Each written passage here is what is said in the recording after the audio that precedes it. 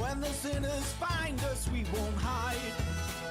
They'll come out and they'll come fast, but we shoot first and we can last. Keep your rifle by your side, singing, oh Lord, this earth was made for us. Singing, oh Lord, this sinful life just ain't enough. So we'll take a stand, 'cause we must protect our land. Keep your rifle by your side. There'll come day and there'll come night. They'll have our children in their sights, but if they don't have faith, their eyes are blind. They can scream, they can shout, but they can never smoke us out. Keep your rifle by your side, singing, oh Lord, this earth was made for us. Singing, oh Lord, this sinful life just ain't enough. When we hear the voice, we know we have no other choice. Keep your rifle by your side. They'll have bombs and they'll have tanks, 'cause they've got money in their banks. But we won't fall as long as we can fight. They'll go on and preach their hate, but they won't get past the gate. Keep your rifle by your side, singing, oh Lord, this earth was made for us. Singing, oh Lord, this sinful life just ain't enough. And when I see your face, I know I must protect my place. I'll keep my rifle by my side. I'll keep my rifle by my side. Oh Lord, keep your rifle by your side.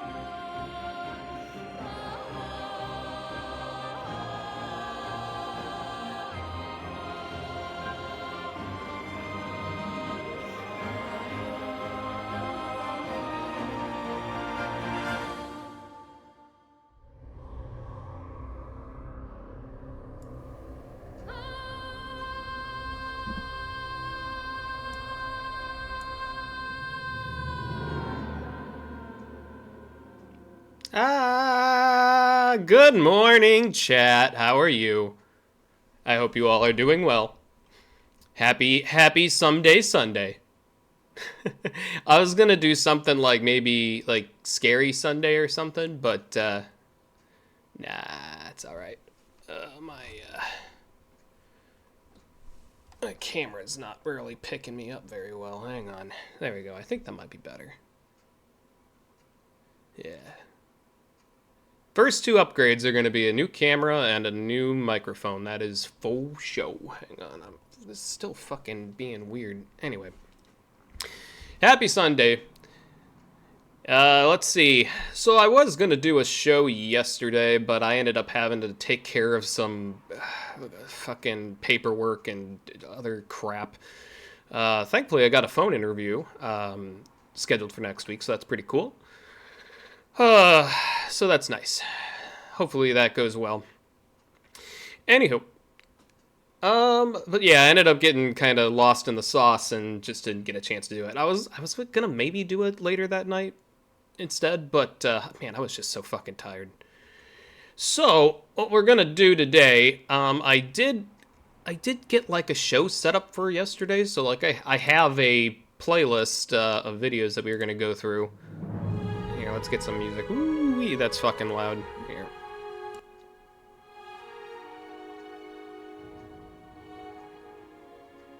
There we go. I think that should be alright. Anywho. So, let me get this pulled up here.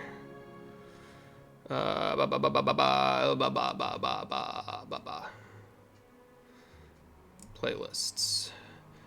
I know it says 11:29 because that's why I made it.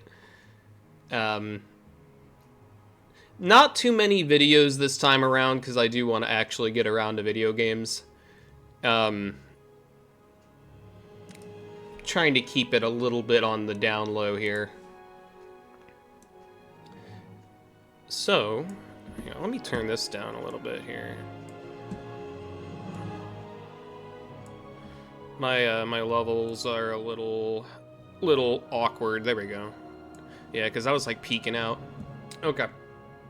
Hopefully that's a little bit better. Chat, if it doesn't sound good, just let me know.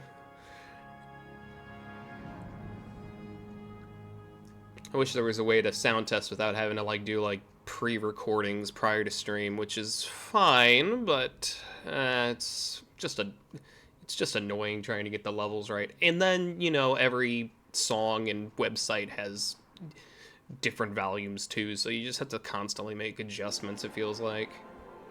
I wish there was like an auto EQ setting. That'd be pretty nice. Maybe there is in OBS and I just don't know about it. Anywho. Let's see. That's not what I want. That's what I want. Alright. So the first video here, this is Warren Smith. This is the teacher that got fired when trying to do like a critical thought experiment. I think it was over J.K. Rowling, I want to say it was. But yeah, he ended up... I guess he pissed off the wrong people and got fired. So, unfortunately. But it looks like he's made himself a pretty lucrative YouTube career. I mean, he's at 529,000 subs. That's pretty good for just being on the scene for, I don't know, maybe a year or so. That's hotness. That's some hotness right there. So good on him. So this was a conversation between Constant and Christian and I guess a CEO, but I watched it, but I was kind of only paying half attention. So let's go ahead and pop this on here and let's see what's going on. Where am I at? There I am. Hello.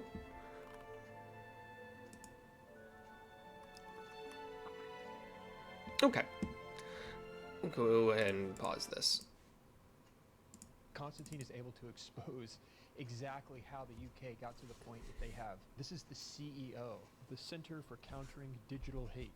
I tell you. Hey, British Foxtrotters, is that true? Is that actually a thing? That's wild. What? You are being disrespectful? An astonishing amount of people are being arrested for posting things on Facebook and the like. Well, what is digital hate? Most people know what hate speech is when they see it. Digital hate. Dude. Bro. What does that even mean? Digital hate? Does that mean that if I just call someone a slur in real life, is that analog hate? And should be able to. I don't know that I know what hate speech is when I see it. And also, do you not feel as well? It's a shame. I don't know that Tottenham Shame fans. for you. Ugh, dude. Oh, man. It's so obnoxious when I see protesters do the whole shame, shame, shame, shame. It's like... You guys need to lay off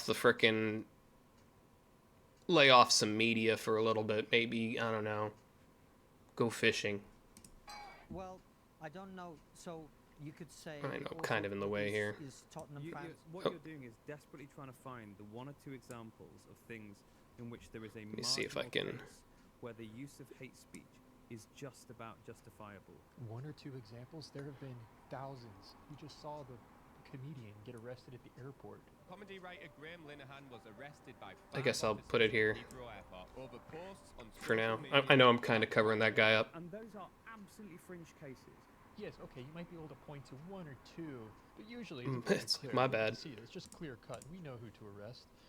But it's sad to me that you can't define. No, that no, you can't no, see no, no, hate no. speech Sorry. normally. Just hold on a second. You're misrepresenting what I'm saying. I'm not saying if someone comes up to a black person in Again, the street. rewind and just listen. Hey, what's Sure, up, Sam? people do that How's it 'cause going, they see man? what Happy you're Sunday. misrepresenting It's good to what I'm see ya. saying.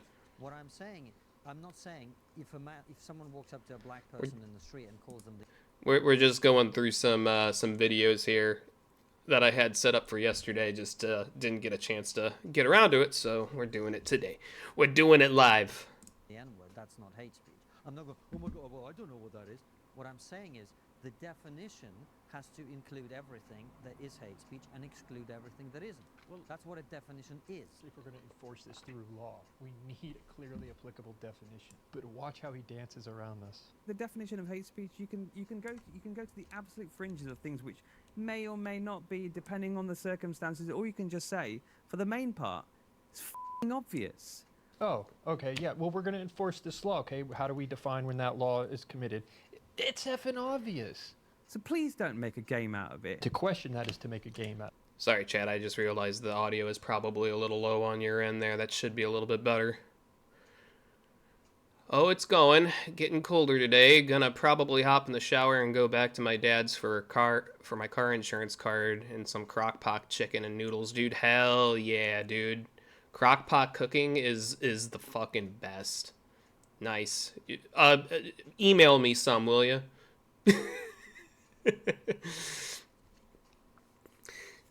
Yeah, oh yeah, I was gonna talk about this in my intro. It actually snowed. I didn't think we were gonna get snow where I live, and I woke up yesterday morning, I don't know, probably like, we'll say 7 o'clock, give or take. Went to go let the dog out, and open the back door, and I see just everything covered in snow, and it was pretty substantial. Like, it was like 3 inches, which is kind of a lot where I live. And I was like, I made an audible, I actually said this out loud. I said, what the fuck?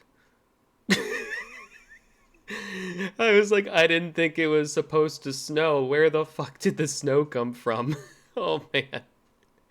So yeah, we got some snow, but it's not sticking around too long, thankfully, just because it's still a little too warm for it to stick around. Which, hey, I'm fine. I don't mind having one day of a snow day, and then it just kind of leaves after that. It's kind of like the perfect snow.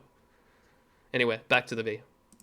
The McPherson definition of Absolutely, of, Lamar. Yeah. of racism is whether or not the victim perceives it as being hateful and harmful towards them. This is where he makes the mistake, because Constantine is able to take this logic and hit him in the head with it. That shouldn't be hate speech. I'm talking about it as a metaphor. So if you kept interrupting me during the course of this conversation, which you have, and I perceive that to be motivated by the fact that you're from a Muslim background and I'm from a Jewish background, would that make that hate speech? Ooh. Good question. Next question. No. You just said it comes down to whether the victim perceives it as hate speech. But Right. my self-perception is that. No, it's just that you're really slow at talking, and my brain's already finished your sentence. Did he really just counter with an insult? Oh, that's not a good look, buddy. That's not a good look at all. But my perception isn't that. You walked out of the room, and when you walk out of here, I'm going to turn to these guys and say, well, that was a lot of hate speech, wasn't That's it? fine. You can say that that's hate And then you speech. can if- be if- prosecuted. It's absolutely fine for you to say that's hate speech if you want. The point is your definition does not work when applied. And then you can be prosecuted. If me interrupting you is hate speech, and that's your definition of it, I tell you what, you are being disrespectful to the people who do receive hate speech. But what But we haven't defined what hate speech is. There's been no definitions yet. is hate speech? What is the definition of hate Yes, thank you. speech? It just doesn't mean hate doesn't exist. You're talking about something in the application of law. The Like me. enormous number of people who receive hate speech, real, clear, So do I. undeniable hate speech. Okay, if it's real and it's clear and it's undeniable, you should be able to define it. So do I. And your sophistry right now is both transparent. It's pure logic. And this is how people who cannot contend with the logic go about it. They claim it's sophistry. It's Yeah, they start insulting people like it's kind of a boilerplate move. Deeply disrespectful. And I warn you that most of your listeners will think to themselves, actually, Constantine's being a bit of a dickhead right now. Okay. If you What? agree with him, let me know in the comments. I have What? a feeling that's not going to be the result. Hang on, I want to see these comments here. Let's let them load in here. Okay. Let's just go through these. I don't think I actually read these, so let's see. I could say for sure that Constantine is not the one being a dickhead, though someone was being one. This guy just screams that he's not debating in good faith in his voice and mannerisms. Okay. Yeah. Emoron, it's not hate speech when I do it, it's good observation. Sums up his hypocritical worldview perfectly. Pardon me, hypocritical, Jesus Christ. This man is wrong. Most people think that Constantine is a dickhead. They'll think that Imran is a dickhead, and they'd be right. Remember, if you don't participate in politics, you cede the ground to people like this guy. Ahmed is stunningly unself-aware. 1 minute in, this guy is utterly insufferable. Imran is a perfect example of someone who should be nowhere even remotely near anything regarding what others can or can't say online. You can tell he isn't used to speaking with people outside of his echo chamber. Okay, I mean, I think those are pretty all, at least from what I've seen, those are pretty fair comments. That's interesting that you say that, because what I'm doing is I'm stress testing your argument. And the point I'm making to you is a person's self-perception can be manipulated. People can lie about how they perceive their the things that they experience. And sometimes people will use the law against other people when it's badly written. Don't you think that's true? I do think it's true. That's what I'm saying. So I'm not really being a dickhead. I'm stress testing your argument. This is why we're seeing what's going on in the UK go so badly. Because if you're going to just make this the standard, well, it's up to the person's perception. And calling me a Which- dickhead might be considered hate speech. Which, if that's the case, then there's infinite possibilities on how something can be interpreted, because you have no idea how someone is going to perceive something, especially if you don't know them. You might have kind of an inkling if it's a friend, or like a lover, or a spouse. But like, especially when it comes to random people, effectively it's infinite possibilities. So like, anything's on the table. No, it's not hate speech. It's just Good and bad. Fine. Wow. And that's exactly what the people that you're arresting would say in response to you. They say, I'm just simply making an observation. That fits into the sponsor of today's video, Ground News. Ground News is an Ad. website that lets you compare We'll watch it. We're perspectives watching on his any topic video. with We full watch the ads transparency here. on the political bias, financial incentives, and credibility behind the headlines. Whatever the debate I actually shaping our really want lives to is, the try out narratives we Ground hear can News. shape what we think before we've even had a chance to question it. Critical thinking is all about thinking for oneself to navigate. I just don't have the money for the subscription. The world. We see the differences At in the these moment. stories through the lens of the media. Follow your favorite topics, or simply paste any article link in their search bar to find the full coverage on heated issues, and swipe between perspectives to form your own opinion based on all the facts. Ground News was designed Plus, it'd be to give you nice for back control content for over the your show. thoughts. That's So why I they don't have to created like their scurry blind around spot everywhere. feed. One Everything's of the just most all in one important things pile to and I check can before sit through trying it. to have constructive dialogue with people who think differently than you. Go to ground.news/Smith or scan the QR code on the screen. Viewers get the top tier Vantage plan for just $5 a month. So it's a handy tool. How best to navigate those stories. That's where Ground News comes in. I have definitely noticed. See, chat, that in- wasn't that since, bad. He was Elon pretty Musk quick took about over it. Twitter, X, whatever you want to call it, that there's been more anti-Semitic content in my feed and in replies to me, etc. Right? Listen carefully to what Constantine says here, because this guy's going to try to play the exact same game of mischaracterizing what he said and then telling us to rewind the tape. Generally speaking, I have to say I'm pretty comfortable with that, because what I've also noticed is that a lot of people who otherwise were not able to say things that they should have been able to say, in my opinion, were being censored, were being banned, etc. Those people are now back on the platform and able to say whatever it is. Men can't change sex. That's the moment that really upsets this guy. I think what we're talking about is how do you negotiate the conversation between that tension that's always existed in human communication between safety and freedom. You are grinning at me in a way that tells me. Yeah, dude, look at him, man. He's chomping at the bit. He's ready to attempt to cook. I have a feeling it's not going to go as well as he thinks it is as it does in his head. You don't agree The way he characterizes this is shocking. Listen to how he does it. with what I'm saying. Oh, I just think it's remarkable that you're willing to tolerate the normalization of anti-Semitism to make a point about trans people. Where did he talk about normalizing anti-Semitism? Yeah, he didn't say normalizing. He was just like, I get a lot of fucking anti-Semitic comments on like Twitter all the time, which I'm sure he does. I mean, I couldn't even imagine. I'm willing to tolerate people being hateful towards me. Towards Jews, you just said. Yes, I'm Jewish. Right. In order to make a point about trans people. Not in order to make a point about it. That's not what I said.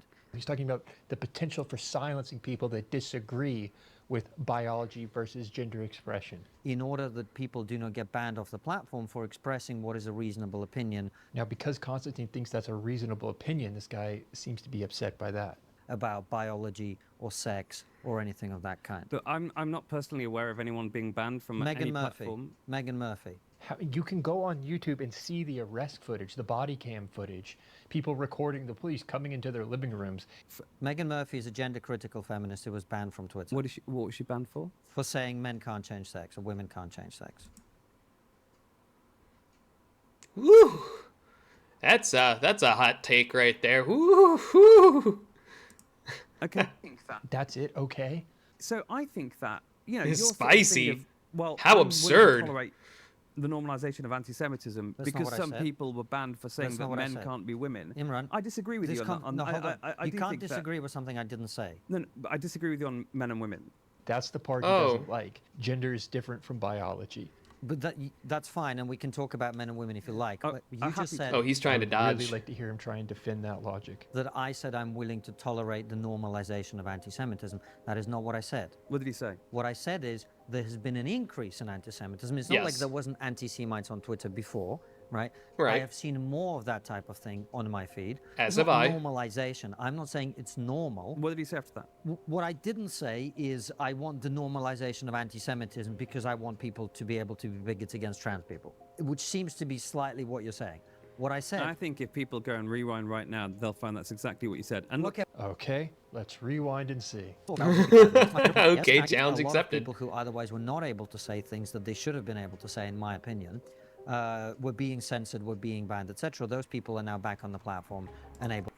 I think what he's trying to drive at is he's willing to tolerate people saying some pretty nasty shit about whatever topic it is for the ability to have free speech. Essentially, that is the trade-off. Is like, yeah, you might get a fucking shit pie slung at you once in a while, but you know what? Overall, it's better to have free speech than that. I believe that is what he's trying to say, and I think that's a pretty reasonable position to have. It's like, you know, you just don't let it fucking bother you, man. I've got people talking shit about me all the fucking time. Just like, I don't fucking care. Okay, cool, go kick rocks. To say whatever it is, men can't change sex, women can't, whatever it is. If this is the guy in charge, this is a very bad idea. Should you be able to call for an armed revolution on social media? No. Okay, if you're calling for an armed revolution, that would be a call for violence, which is against the law. We already That have is the true. legal framework. Well, do you think they should? Well, wouldn't that cause harm? Do you think you should? Let me ask you this question. We can Free play the speech does not argument cover forward that. logically. Should you be able to on call the context. for It depends on the context. Well, but wouldn't an armed revolution... Depends on the context.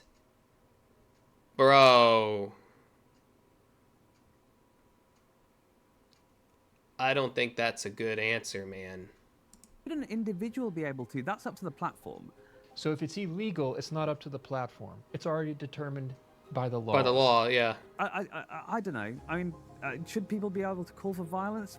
Probably not. If you can't do it on the street, should you be able to do it on Twitter? Should Twitter enforce the same rules as you would have anywhere else? It's just a yes or no Keep in answer. mind, this is the CEO of censoring hateful content online. CCDH's primary goals are to ensure that every country legislates what we call the STAR framework. He's a strategist. He has Stay out of the United States, you Brit bong. advised Elizabeth Warren. Or Elizabeth Warren and Lindsey Graham, two people from very different parts of the political spectrum, have an idea for an FCC for social media in the US. I think it's a grand idea. Great. Let's enforce an online FCC in the US so we can do what they're doing in the UK. Yeah, let's not do that. How about that? That's my take on it. Anyway, that is Warren Smith, Secret Scholar Society. Definitely check him out. He's awesome. He's a pretty reasonable dude. Good shit. Definitely give him a like or a follow or whatever. Here is the video. Oh my goodness. Here's the video. I'll link it in chat. Boop. That should be it. Anywho, that is that. Anyway, let's see here. Next up, we've got Decoy Voice. He just banned them all. Oh boy. Let's see what Mr. Decoy's got to say. This is also another really good channel. Decoy Voice and Cash Jordan, man. I will glaze the fuck out of them every stream. I don't give a shit. They do good work. Anyway, let's go ahead and get into the shit. After the attack in D.C., sadly one of our soldiers has passed away. Right now, I heard that Sarah Beckstrom. So I know the one passed. I know 2 guardsmen got shot. The one passed away. Is the other one still alive in critical condition, or did he pass away as well? I don't know. I haven't really gotten an update on that since then. I think so. Yeah. I think he succumbed to his injuries. Of West Virginia. She's just passed away. She's no longer with us. And now, I know the gal has been passed. seen like never Dude, she was before, like 20 as years he old is too. That's effectively fucking horrible. banning migration from third world countries, removing anyone She couldn't not even a drink net legally asset and to she died. America, incapable of That's loving nuts. our country, ending benefits to non-citizens, denaturalizing migrants who undermine domestic tranquility, and deporting any foreigner deemed a security risk or simply non-compatible with Western civilization. And happy Thanksgiving. I like that. My problem with that is I pretty much liked all of that up until, or non-compatible with Western civilization. While I do agree there are cultures that are most certainly not compatible with Western civilization, this seems so broad that this could potentially be used nefariously in certain situations. But like otherwise, I'm like, yeah, no, I think that's pretty fair game. With Western civilization, and Happy Thanksgiving, which for some reason has CNN scared. You can see on That your is screen folks. there, Yeah, 19 dude, countries it's sad. from, African countries, Middle East, some in South America. Evan, how is he going to be able to implement this? Because they're talking about a loyalty test. Can they actually do this? Well, they'll certainly try. Always taking the side opposite of Americans. You know from covering immigrants and other marginalized communities that often when these episodes happen, folks kind of hold their breath, praying that it isn't someone who holds their identity, right? With MSNBC spouting these same tired talking points from before. I don't know how anybody watches this schlock anymore. So I heard a thing one time that apparently the reason why like CNN, MSNBC, Fox, etc., like any of those cable news programs are still actually going is because most of the time they're being ran on TVs in like restaurants and airports and shit like that. Yeah, I don't watch them, dude. I haven't had cable in like over 10 years now. It's nuts. I pretty much use my TV as a third monitor at this point. Yeah, but yeah, apparently they stay in business just because it's like airports and shit just run that shit 24/7. So I guess it counts as like a Nielsen view.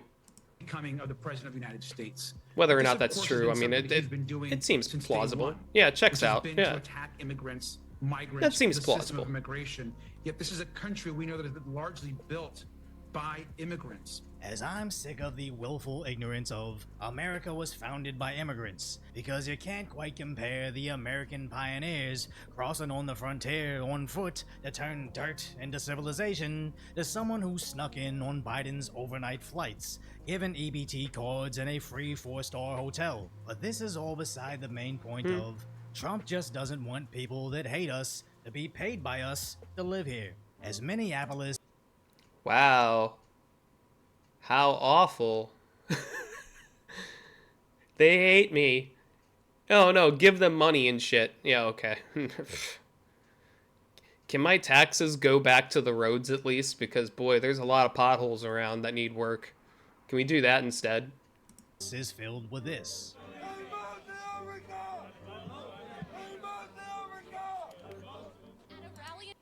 Oh, well that looks quite friendly of them. In your district, people were chanting death to America. Do you condemn? Talk to Fox News. But do you condemn chants of death to America? I don't talk to people that use racist tropes.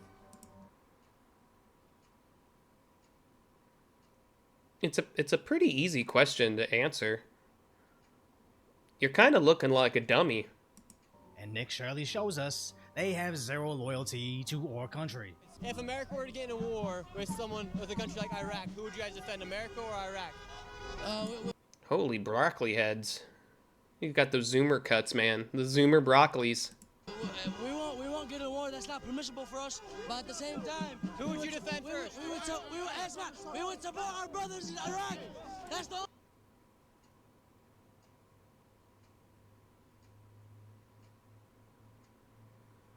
only way. So you want to defend America?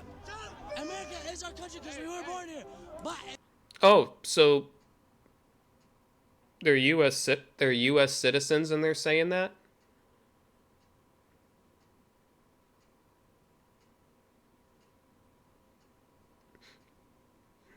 Okay.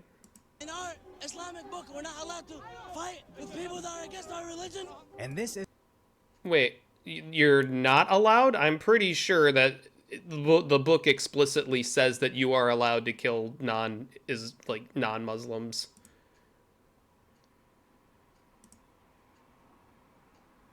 I'm no expert, but I'm pretty sure that's in there somewhere. But in our Islamic book, we are not allowed to fight with people that are against our religion.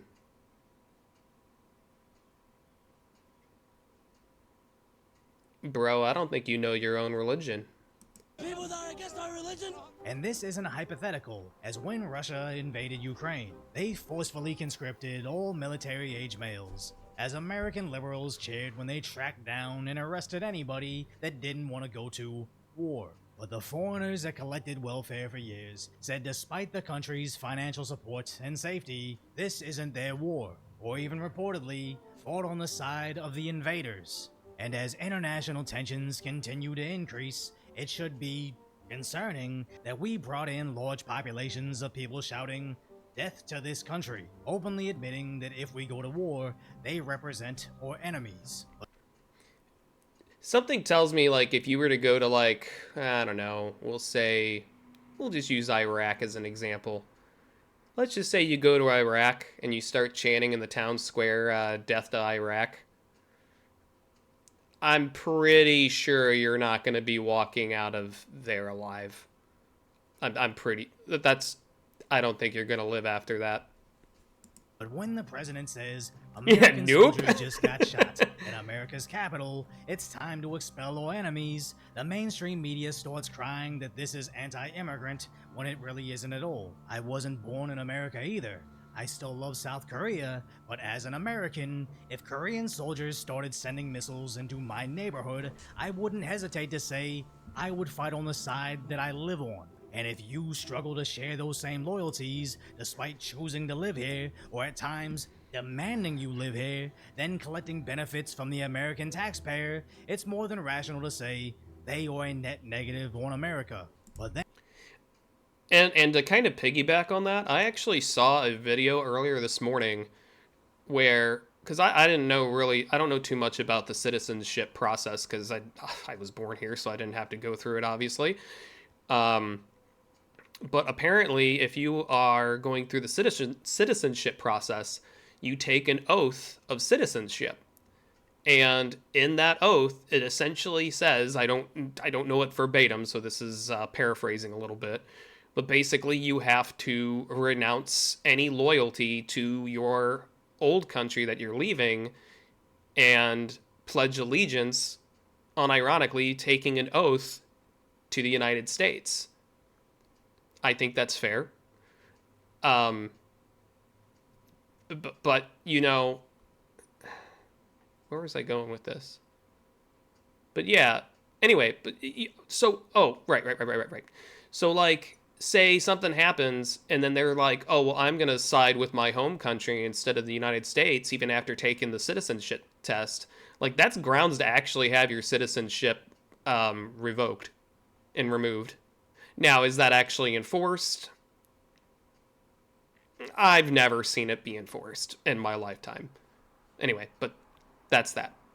And Trump continued to go off on Thanksgiving, stating the official foreign population is 53 million individuals, despite the actual amount being much higher, as hundreds of thousands of Somalians are taking over Minnesota, as their regarded governor, Tim Walz, does nothing, being scared, regarded, incompetent, or both.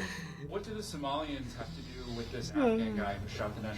Nothing, but Somalians have caused a lot of trouble. They're ripping us off for a lot of money. There's a tremendous amount of money going back to Somalia. What the hell are we paying money to Somalia for? Likely alluding to the massive scams recently. Good question. Next question. Exposed in Minnesota. Usman Kamara is the 77th person charged in the massive $300 million Feeding Our Future fraud case, according to the indictment. During the COVID-19 pandemic, I remember Kamara this. claimed to serve more than 300,000 meals to children out of his small grocery store in North Minneapolis. So the Feeding Our Future worker who Kamara allegedly paid $87,000 in bribes is charged, but that person fled to Somalia. As it gets even worse, as yeah, that whole thing was like a money laundering thing. thing. Money to a terror group back in Somalia. Oh, as cool. Somehow Walz didn't notice when their Medicaid claims for autism skyrocketed from $3 million to $399 million. Tim Walz does not seem like he's a very good man. He's not a very smart man. I don't know.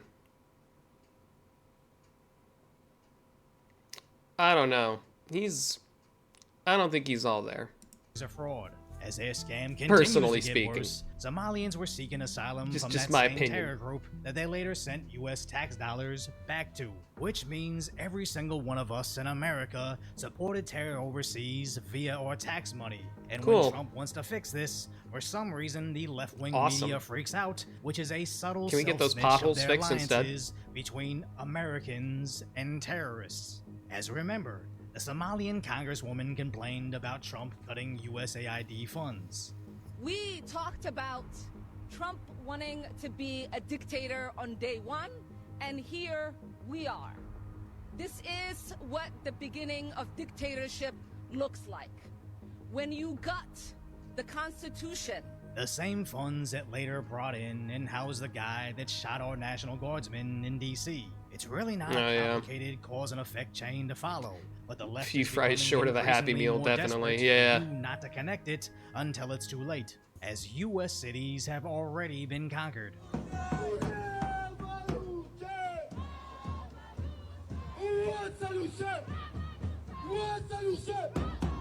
As despite the ceasefire, I like his Minnesota accent. It's very, very nice. they're even stopping American traditions like Black Friday shopping.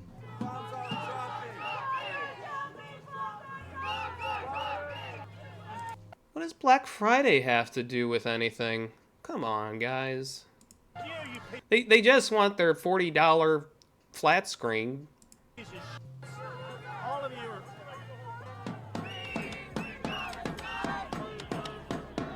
Where sheriffs in America openly admit or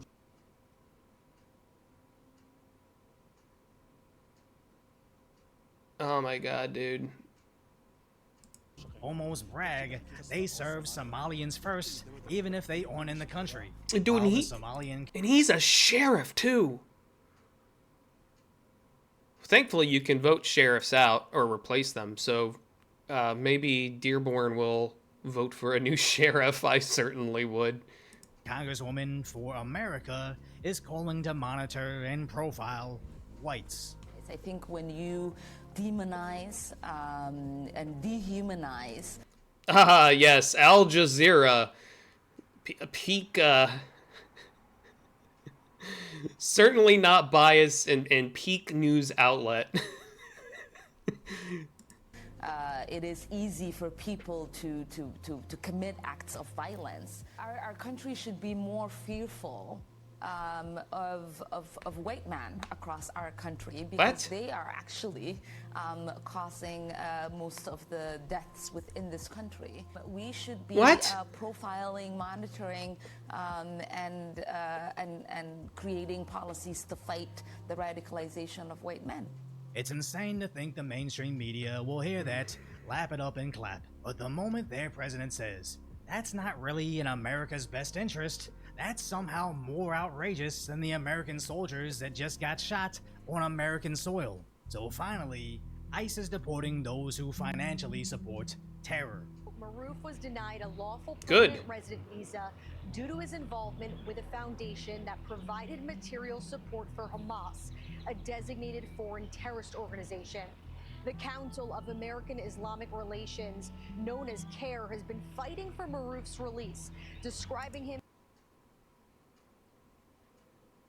Let me guess. He's a good guy and didn't do anything wrong and he cared about his community and blah blah blah blah blah blah blah blah blah blah blah. As a pillar of the community. Oh, I'm sorry, a pillar of the community. What does that say about your community? Now we already know some liberal federal judge will step in and cry about their constitutional right to destroy us, but Trump is finally addressing this, where he is officially voiding any document signed by the Otto pen, canceling all executive orders and anything else not signed Yeah, Trump's by been Biden, just fucking and going if he in says hard. He did, they'll charge him with perjury, as all the blanket and preemptive pardons are now terminated, but also brings into question who actually appointed these incompetent justices, where 235 federal judges could now be dismissed. I don't know about you, but this is exactly what I voted for. And the more the media and Democrats melt down, the more we know he's right on target.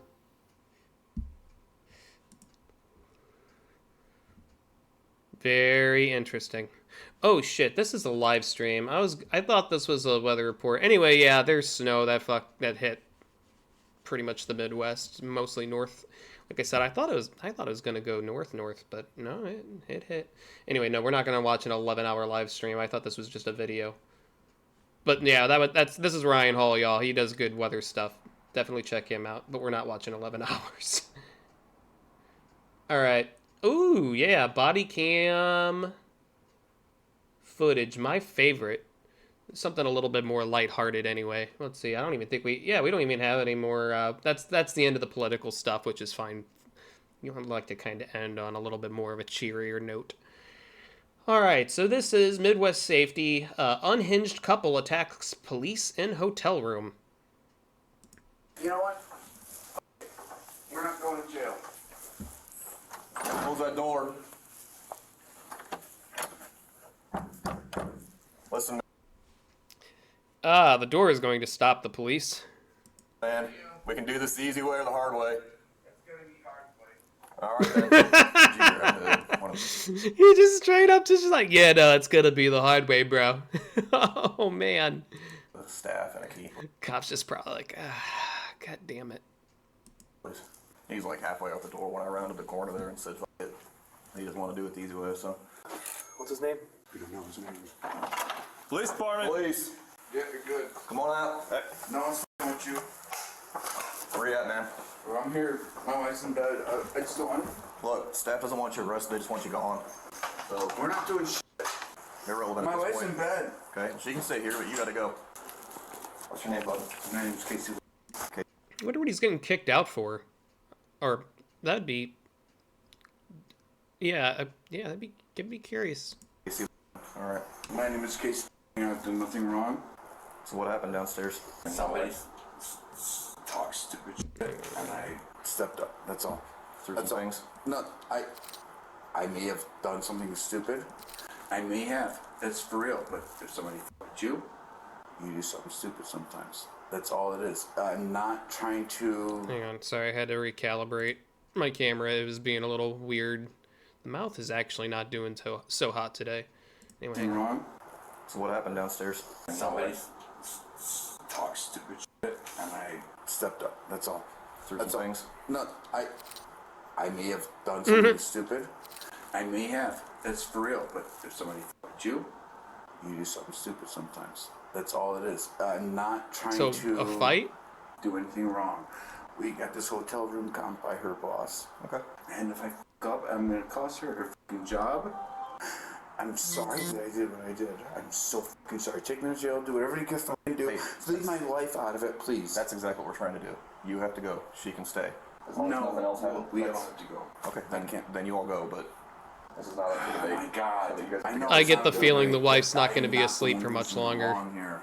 Regardless, whatever happened downstairs, they determined that they wanted you gone. Okay, that's fine. So, and that's what we're here to I'll do. get my wife. I'll get her up. Okay. She's Before sleeping. we do that, just want to make sure, for our safety, are there any weapons inside the room? I have no weapons. I have no nothing. Okay. I am 100%. That's fine. Like, That's fine. I went downstairs to the bar and I had a drink and somebody f***ing said something stupid to me and I reacted and I'm sorry. Okay. What's done is done. Okay. It's That's not my the wife's fault. It's at her.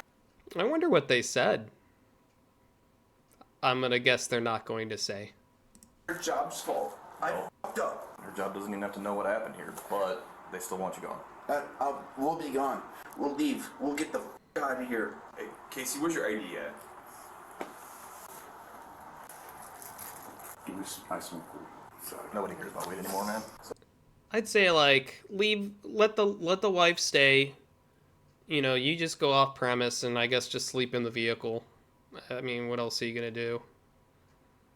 It's like, yeah, you're sleeping in the car tonight, but it's better than going to jail. So as long as nothing else happens here. Then yeah, and then just rendezvous with the wife in the morning. I don't want a problem. I just. Yeah, that's fine, Casey. But we've got to exit now. Yes. Okay. I'll get her on. She's f***ing sleeping. I'm surprised she's still I asleep. went downstairs just to have a drink and somebody said Yes, you said that. What'd they say to you? Oh. It doesn't matter. It doesn't matter. It clearly does. That's what happened. What happened Oh, we were so close, chat. We were so close to hearing what they said. Damn it. was, I went downstairs. I tried to have a drink. The bartender and I had a conversation. Her and I had a good talk. Somebody from the other side of the bar said some things. I don't let things go easily. I'm sorry about that. Oh, what did he say?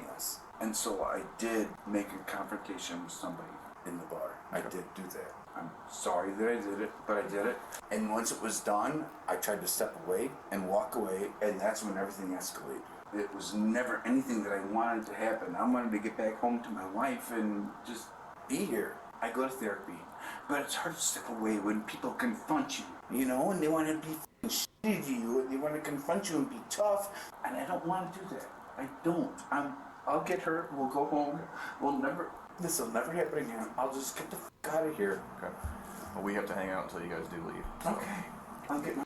I wonder if it's just anger issues, or maybe he's like a vet with like PTSD or something like that.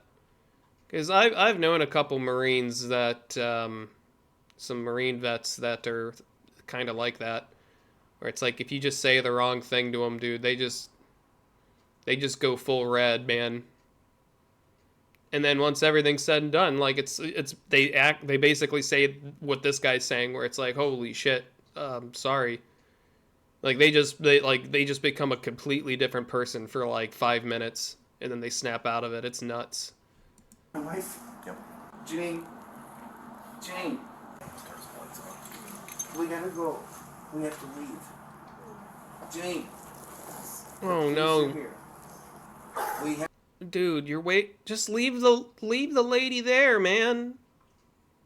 Just meet up tomorrow morning, give her a call, and be like, hey, pack up the stuff, and I'm parked outside the property. Just come, and I'll just swing by, and I'll pick you up, and we'll go.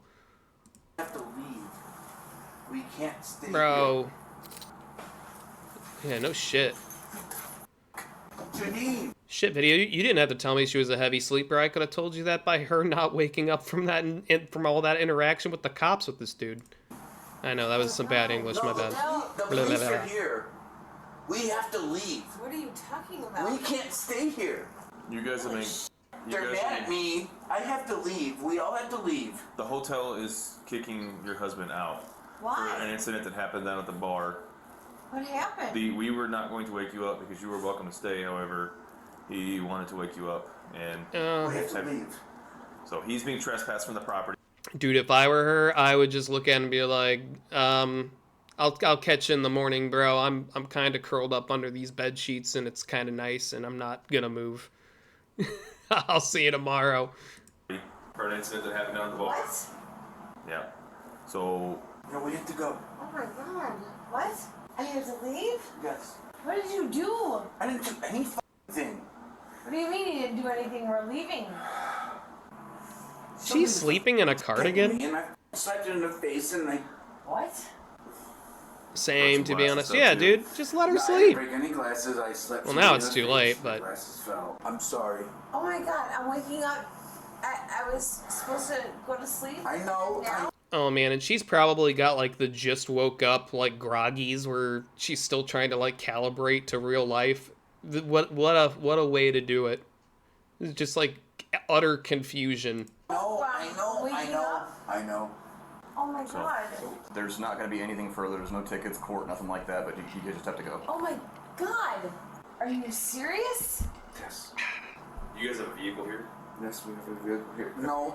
We got an Uber here. Okay, let's get Oh our no! stuff, and then let's make our way down the main line. That. Okay. Okay, so he doesn't even have a car to sleep in. Shit. Yeah, man. I guess if I were him, then I'd just be booking like a Motel 6 and... Again, just, well, I don't know, man. Because it's a I don't Friday know, evening, chat. and there's a lot going on in town. Yeah, and that's... Casey, I didn't serious? I didn't do anything. Guys, you guys can have this discussion, this marital dispute. I am sitting here. I was this going marital to bed. dispute. Can you imagine if it was... I don't. Just gather your stuff. I understand please. that. Please. But, I mean, just look. I have to man. leave. Are you serious? I had to wake my wife up out of a dead sleep. because No, you didn't I was have sick, to. I Yeah, had a exactly. drink, and somebody got shitty with me. Okay, let's please gather our belongings. It's not my fucking problem. Are you serious? They got shitty with me. Cops are like, So let's go find shit, our car. man. Let's wander around in the streets alone and have no idea where the fuck we're going because the police tell us to leave. Do you not have a smartphone? I'm pretty sure everybody has a smartphone at this point. The hotel is telling you to Google Maps, bro. Google Maps is the best. True that. Double true. leave. I'm not mad at you guys, honestly. I'm not. It's just fucking bullshit. That the fucking assholes who are fucking assholes don't get called out. Where is your car? I don't fucking know. We got Ubered here by her company. What did you do, Casey? I wasn't gonna let somebody talk shit to me. That's what I was gonna fucking do. Oh, fuck. I forgot about that, too. Her company's fronting the bill. Oh, man. Dude, I can't even imagine what's running through her brain right now. What the fuck? I'm waking up to police officers in my room. We're being asked to leave? Yes. We're being told to leave. I'm fucking up your whole your whole work. I get it. I'm sorry. I'm just. You want to know what happened? Those assholes downstairs is what happened. I'm sorry I did it. It's my fault. Yeah, big oof. I'm telling you I right lost now. my fucking job because of you. I didn't do.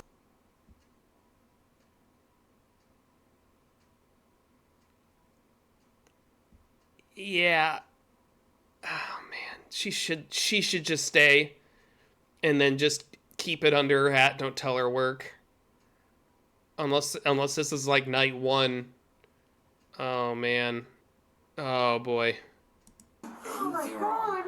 I stood up for myself and I said what I needed to say. That's it. That is the stupidest shit I've ever heard. Now I have to drive 2 hours to go home? Yes. Fuck you. And crash our car. Oh my god. I There are have about to drive drunk 40 right hotels now. in town. So Yeah, you're just gonna have to bite the bullet, put it on like a credit card, and just go to another hotel. I mean, hell, if you're really pinched for cash, just go to like a Motel 6 or something. I mean, or Super 8. I know they're not super great, but hey, it's somewhere to put your head down at night at least. we'll go crash our car and we'll end up dead. Just don't lay on the comforter. Or you could choose another hotel and You can make Casey, you can make an adult decision and choose one of the other 40 to 50 hotels in town. But this is one's paid for us by her. That's not. Oh my They god. were very- Okay. We can't stay here. Is what Just so if it's already paid for these days, then I guess just leave. This room will basically be unusable, and just let them pay it off, and it's just gonna be a rented room that nobody's gonna use for a few days, just so then it looks pretty normal on the business end of things. you're saying. Send her in and be like, okay, we need to check out. My father is a full-blooded Native American, and they want to talk shit about. What? Oh, that came out of nowhere. Hang on. Are we going? Are we actually figuring out what they said? We can't stay here. Is what you're saying. I'm a Native American. My father is a full-blooded Native American, and they want to talk shit about me in the fucking bar in some place. I will stand up.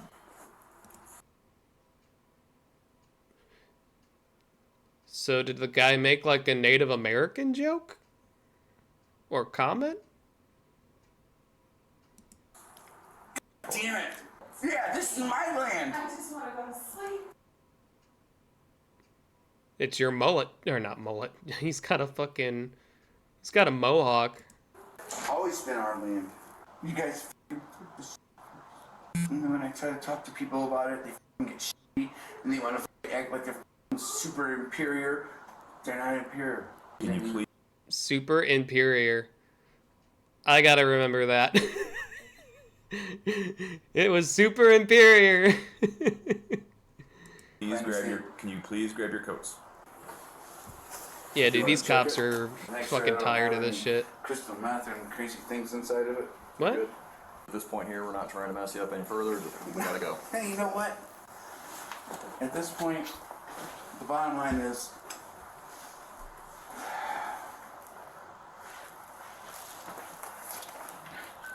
every Native American. I hate that this goes out on our name. I didn't know Space Marines with canon are. I don't understand this. I mean, we're trying to be a safe people and sleep in a hotel. No, your husband. Your husband was What are you doing? Casey, this is stupid. Well, you know what? Those people in the f***ing bar are assholes. So I stood up against Why them. were you even there? Because them. That's why.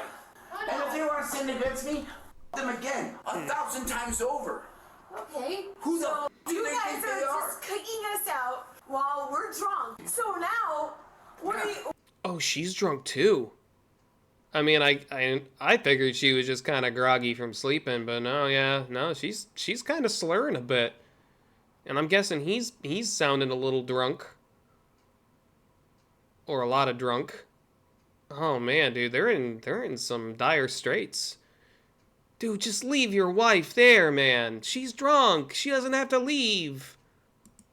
Don't rope her into What are this. you doing right now? We're gonna go drive drunk, and we're gonna go crash a car. Or you could be a responsible adult. Let's go. Let's drive our car drunk. That's Oh yeah, say that in front of the fucking cops. Holy shit. Oh no. the same Uber service you used to get over here can take you to another hotel. You can obtain another room and not No, have to drive I to didn't. work. It was your boss that did that. Yes. It wasn't us. It doesn't matter. The point is... No, we're gonna go drive our car. I'm gonna drive my car at 80 miles an hour. Oh my god. You have to drive drunk. Casey, no, I'm not telling you you have to drive drunk. Yes, you are. We have to Listen! What is it? What is it? Like my children, I'm gonna start a countdown, okay? Fine. And if you guys...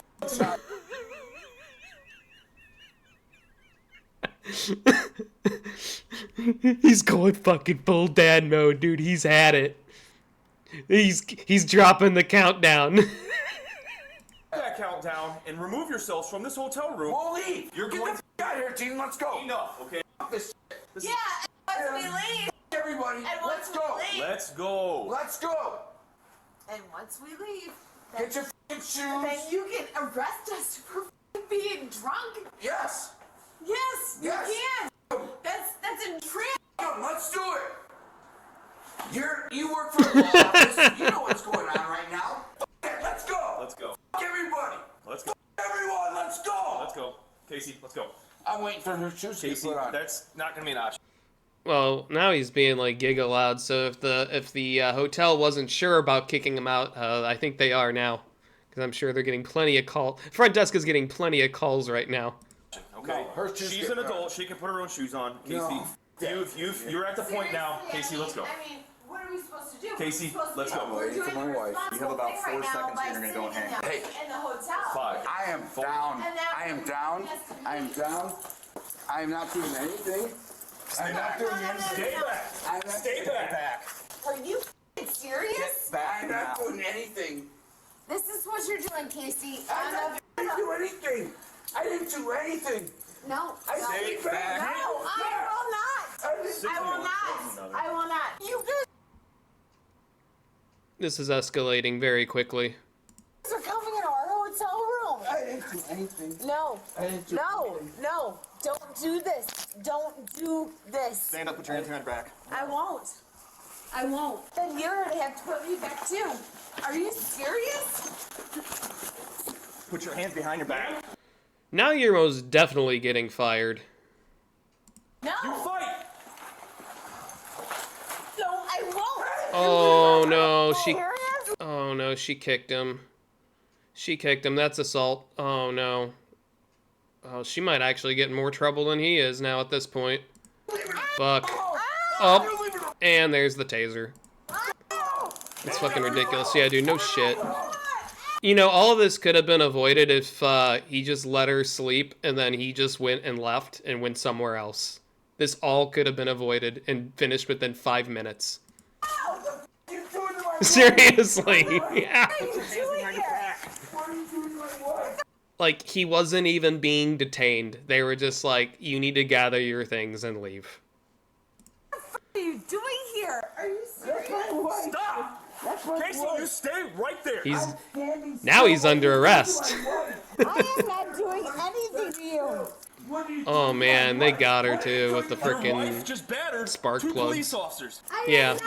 I didn't do shit. Two in custody. Go ahead and keep them coming. What are you guys doing? Yeah, she's gonna get in more trouble than he is. I'm gonna fuck Casey, you're resisting arrest right now. No, he's not.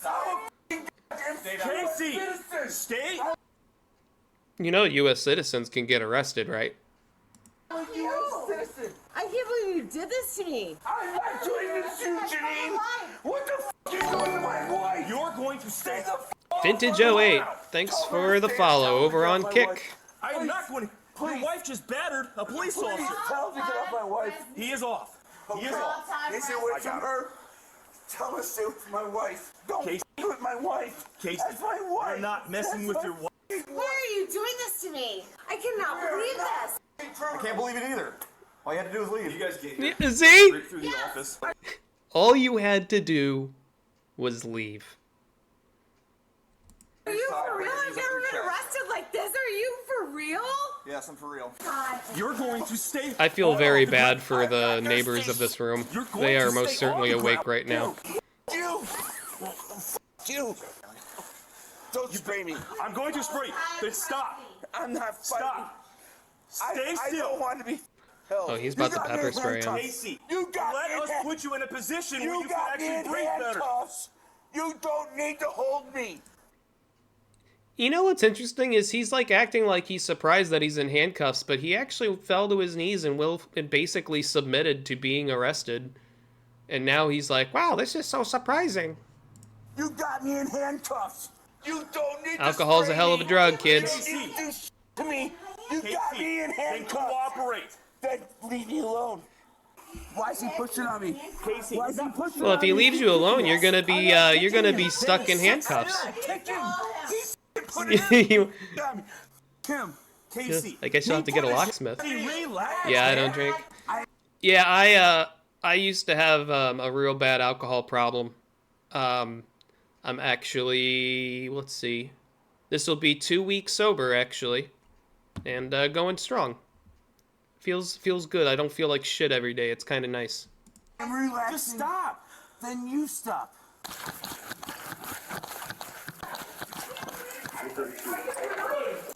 You did this to me. She can go. You did this to me. No, I am not. No. No. No.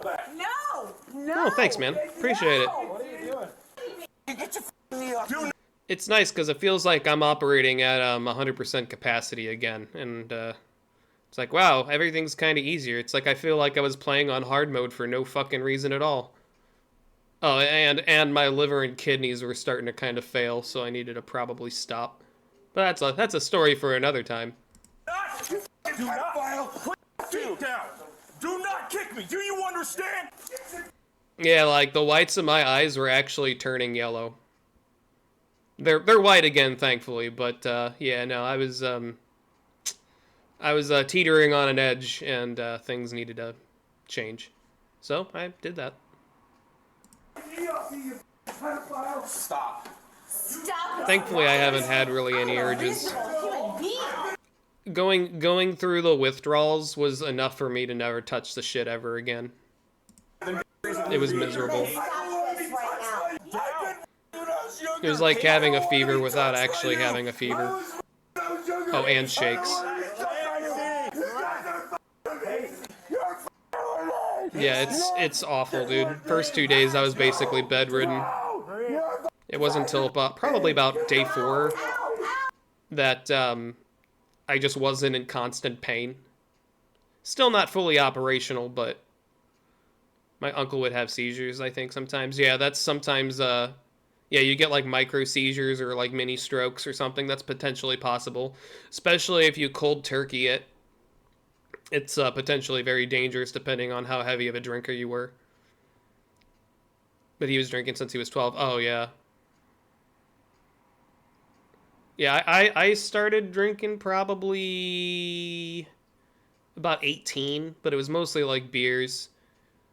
It wasn't until like my late 20s, early 30s that I was basically slogging nothing but whiskey back. Because like beers didn't do shit for me. And what's crazy too is I'm not even really a big guy. Like I'm 5'6", 125 pounds soaking wet. And I was just so, I drank so much fucking whiskey that like when I would have a beer, I could drink like an entire 12 pack and just feel buzzed. It was not good. You don't know who the I am. Get the away from me. What are you doing? I don't want you motherfuckers. Are you serious with my husband? We'll never come here ever again. Never again. Never, ever, ever. Relax. Oh my god. No. Yes. Well, you guys are adults. You made adult decisions. Here's adult consequences, okay? I mean, yeah, pretty much. This, man, it's just so stupid that this all could have been avoided. I am f***ing pulling charges against you, you son of a bitch. I can. They say that every time, man. Oh, you're getting sued. Yeah. It's like, bro, they have all of this on cam. And then, you know what's funny is that when they get to go to court, they get to watch this body cam footage with the judge. And it's kind of funny seeing them react to themselves. Especially not that they're drunk in these. Wait until they're sober watching this. Oh. Hilarity ensues. Now believe this. I am f***ing. Oh my god! Look at you! Stop. Stop what? I am not doing anything! Good. Her shoes are right back there if you want to grab them real quick. Where at? Somewhere back here, right there. All right. Are these your shoes, ma'am? Yes, they Sit are. in the bed. We're going to put them on. Sit. What are you doing? Are you taking me to jail? Yes. Peace officer resisting. Do you want your The shoes on, unending yes or no? cringe. Yep. Yes. Pretty Put your much. foot out. Pick your leg up. What do you want me to do right now? I Do you can't want your believe shoes that on, you're yes or actually no? arresting me. Put your shoes You're on. acting like a child. They are becoming the true form of very, very old child. You guys can pick me and do to me, and I can't do nothing You've to you. headbutted me. You've kicked me. You've done that same thing to me. You've done the same thing to me. Oh, he kicked and headbutted him too? Oh man. Yes. Nah, they're both Here, cooked. 5 seconds and I can see that. He'll headbutt you, so watch out. I'm not You going already to headbutt anybody. You got me in the face, dude. Yeah, because you punched me. I did not punch you. Somebody punched me in the back. You got it. That's my husband's shoe. We're getting it. Let's go. What did I do? I'm sleeping in the room. Resisting arrest and aggravated battery against a peace officer. Let's Are go. you f***ing kidding me? Yes. Dead serious. Is my wife okay? He answered wrong. She goes, "Are you kidding me?" And he's like, "Yes." And then he had to immediately follow up with, "I'm dead serious." Not like a LOL, I'm just kidding. Let's go back to the room. Your wife's fine. Is my wife okay? Your wife please? is fine, Casey. You just gotta understand that you guys can't kick and headbutt and punch. Please. You can't grab me. Oh, I just noticed. I just now noticed he has a fucking head tattoo. Can't kick A and skull headbutt, punch, tattoo. please. Look at that. Oh man, yeah, you couldn't see that in the hotel room due to the lighting, but wow, very classy. Can't grab me. This is not a police state. I need you to sit in the car. Oh, my handcuffs. Can you loosen the handcuffs? I'm not loosening the handcuffs. Casey, you're gonna get in the car, kick me, and I will Up change there, you. yep, they're pulling him through. I'm not kicking. He's like, Why are you fucking pushing hell. me?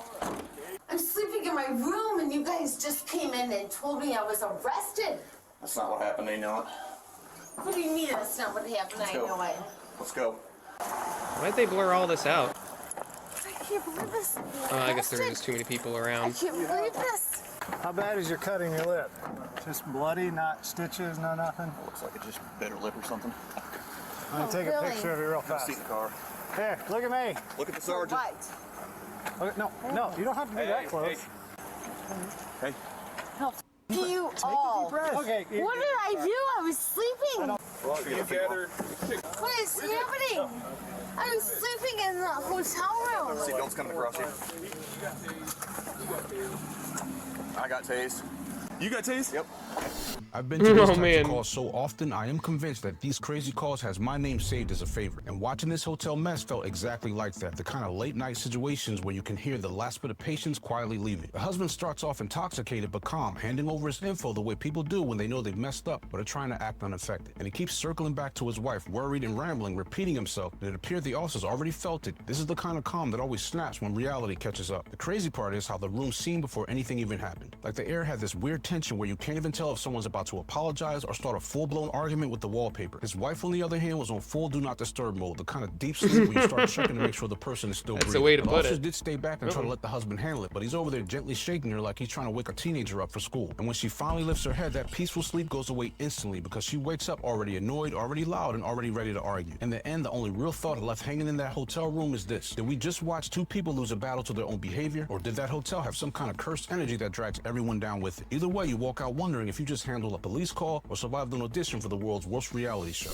Casey was charged with criminal trespass, aggravated battery to a peace officer, and resisting obstructing. Janine was charged with aggravated battery to a peace officer and resisting obstructing. They are both innocent unless proven guilty in a court of law. All right.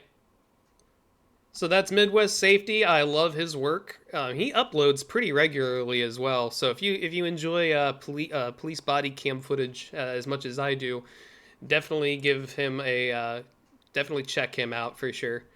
I actually found a lot of these channels through Donut Operator because I know he loves watching these as well. So good shit. Definitely check it out. All right, so this is the last video here. What time is it? 10:18. We started at 9. We might have to maybe look at some other videos. I thought I maybe had more than this, but oh well, that's okay. Anyway, so this is Leaflet.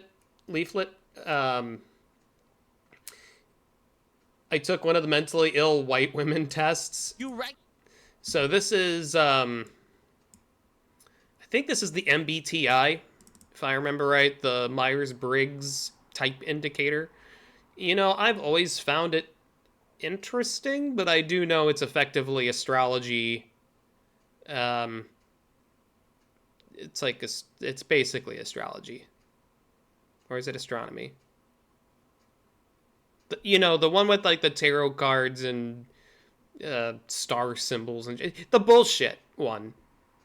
I think. Oh, it's gonna drive me nuts now. Hang on, chat.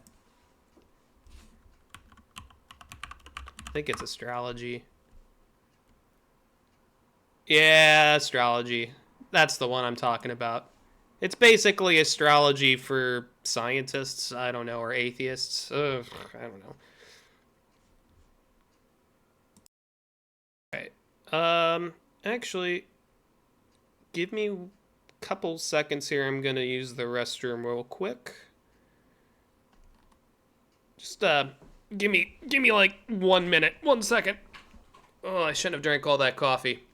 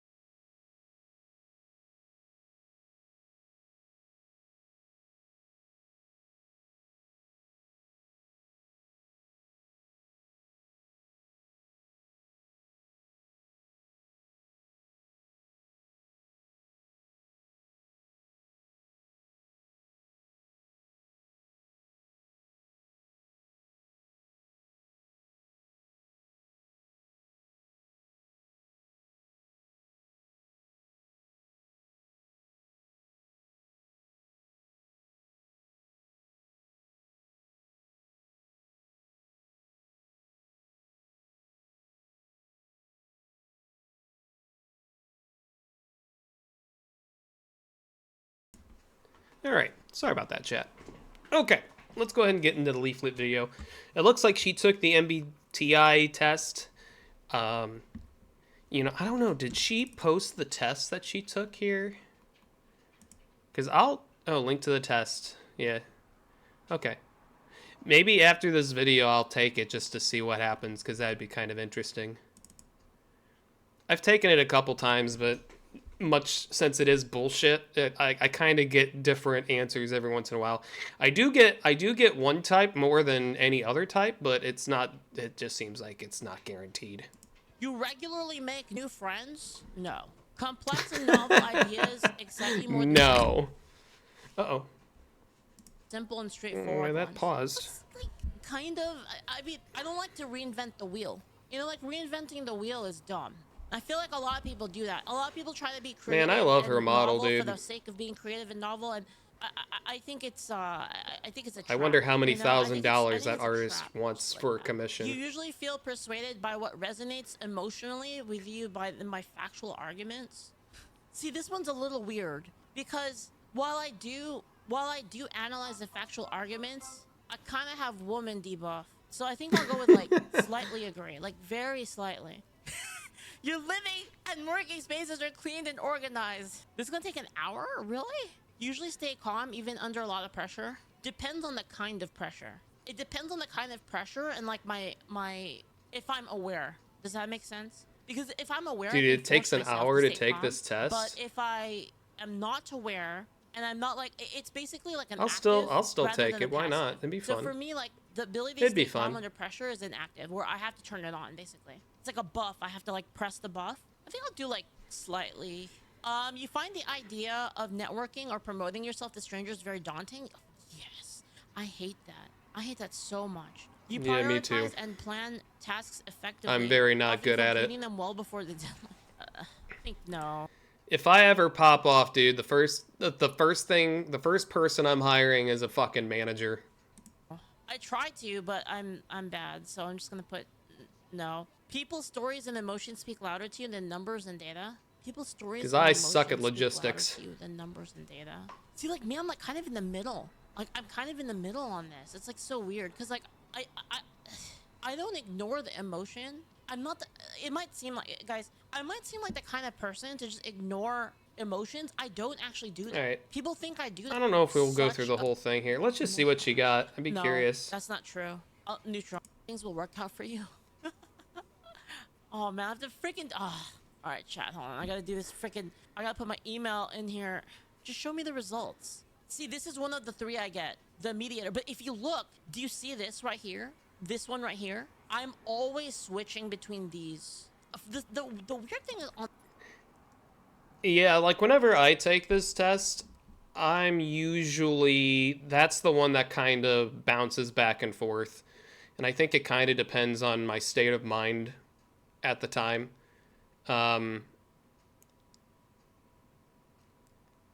Sometimes with the judging as well. If I'm feeling rather vindictive, I'll be more judging. I don't know, vindictive is probably the right word, but all right. So she got the mediator. What is that?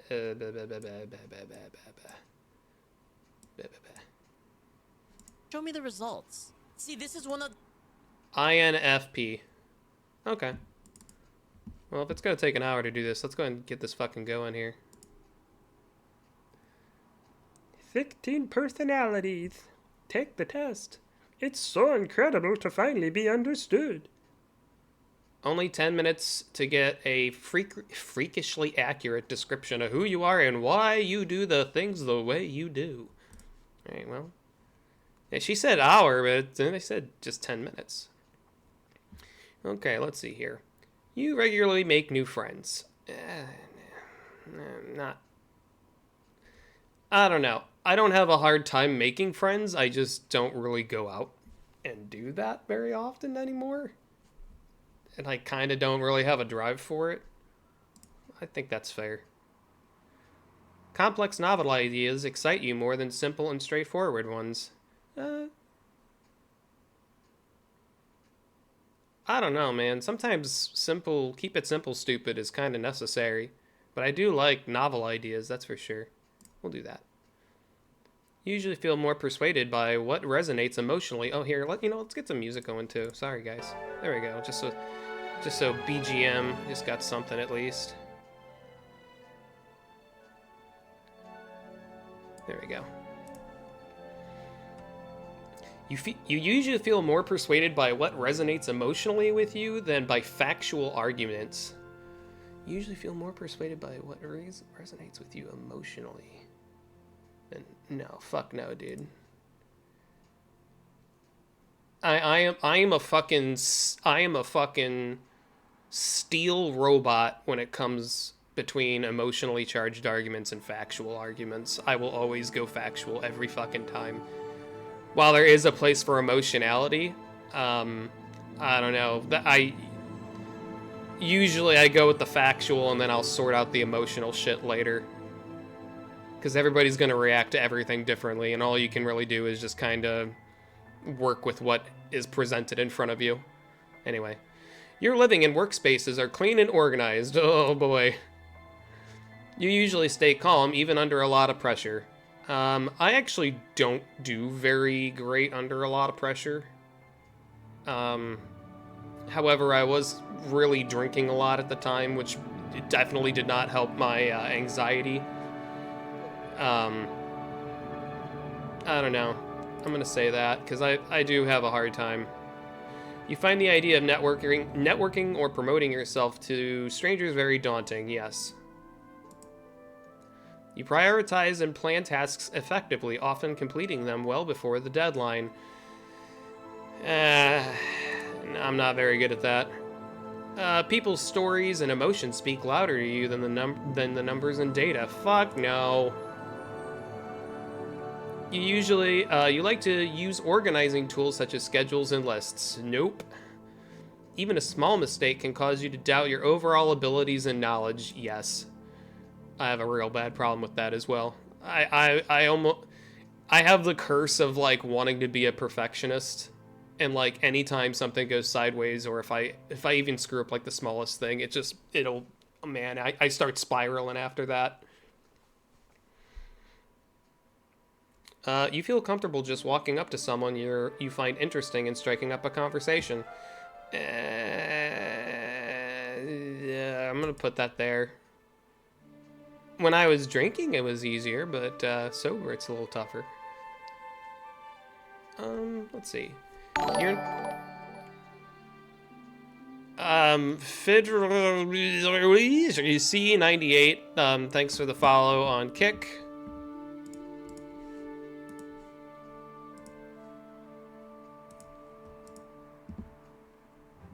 All right. You are not too interested in discussing about various interpretations of creative works. You are not too interested in discussions about various interpretations of creative works. No, I don't know. I humor that. I humor that. You prioritize facts over people's feelings when determining a course of action. Yes. How often allow the day to unfold without any schedule? Sorry. How often? You often allow the day to unfold without any schedule at all. Yeah, pretty much. Most of the time. I mean, there are things that I have to do from time to time, but most of the time it's just kind of like whatever comes, whatever may comes. Or come whatever may. Yeah. You rarely worry whether, or what, holy shit, reading. You rarely worry about whether you make a good impression on people you meet. Yeah, but I think it's not because I don't care. It's more or less just because I'm kind of retarded. And it's just something I don't even like think about. It's more like an ignorance is bliss kind of thing. You enjoy participating in team-based activities. Not really. You enjoy experimenting with new and untested approaches. Yeah. I mean, you don't test in production, but yeah, I'll say that.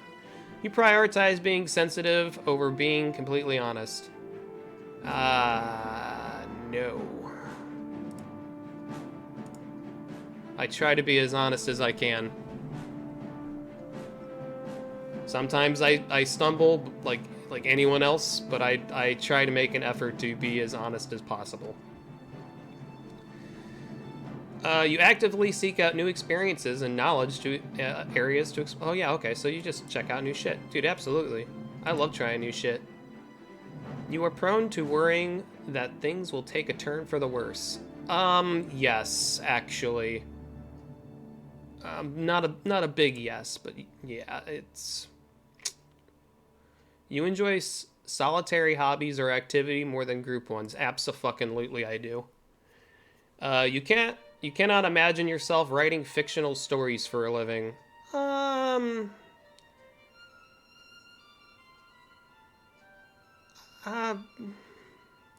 No, I think that's fair. I mean, I could definitely see myself doing it, but so I'm not a writer, but you know, you just kind of replace writing with like art or something. You know, similar kind of jobby world. I mean, I could see myself doing that if I could. That'd be nice. You favor efficiency in decisions even if it means disregarding some emotional aspects. Yes. You prefer to do your chores before allowing yourself to relax. Oh my god. I am not that guy. I was that guy when I was a kid because I was forced to by my parents, and I've never been that way ever since because it was not fun. In disagreements, you prioritize proving your point over preserving the feelings of others. I would go hard, yes. But I don't know. Yeah, I'm gonna go hard yes on that. I mean, it's not like I do anything out of malicious intent. It's like, if I accidentally hurt your feelings just due to the nature and the data that's presented, you know, it's not fun to hear, but it's the only way you grow is by burning off the driftwood. It's not a fun process. I mean, it happens to me all the fucking time. But sometimes you just gotta walk through the fire every once in a while. Anyway, you usually wait for others to introduce themselves first at social gatherings, or you usually wait for others. Okay. I'm gonna go little yes on that, cause I don't know. It depends on the situation, but I'd say on average that's probably the case. Your mood can change very quickly, and unfortunately I'm gonna mid-yes that.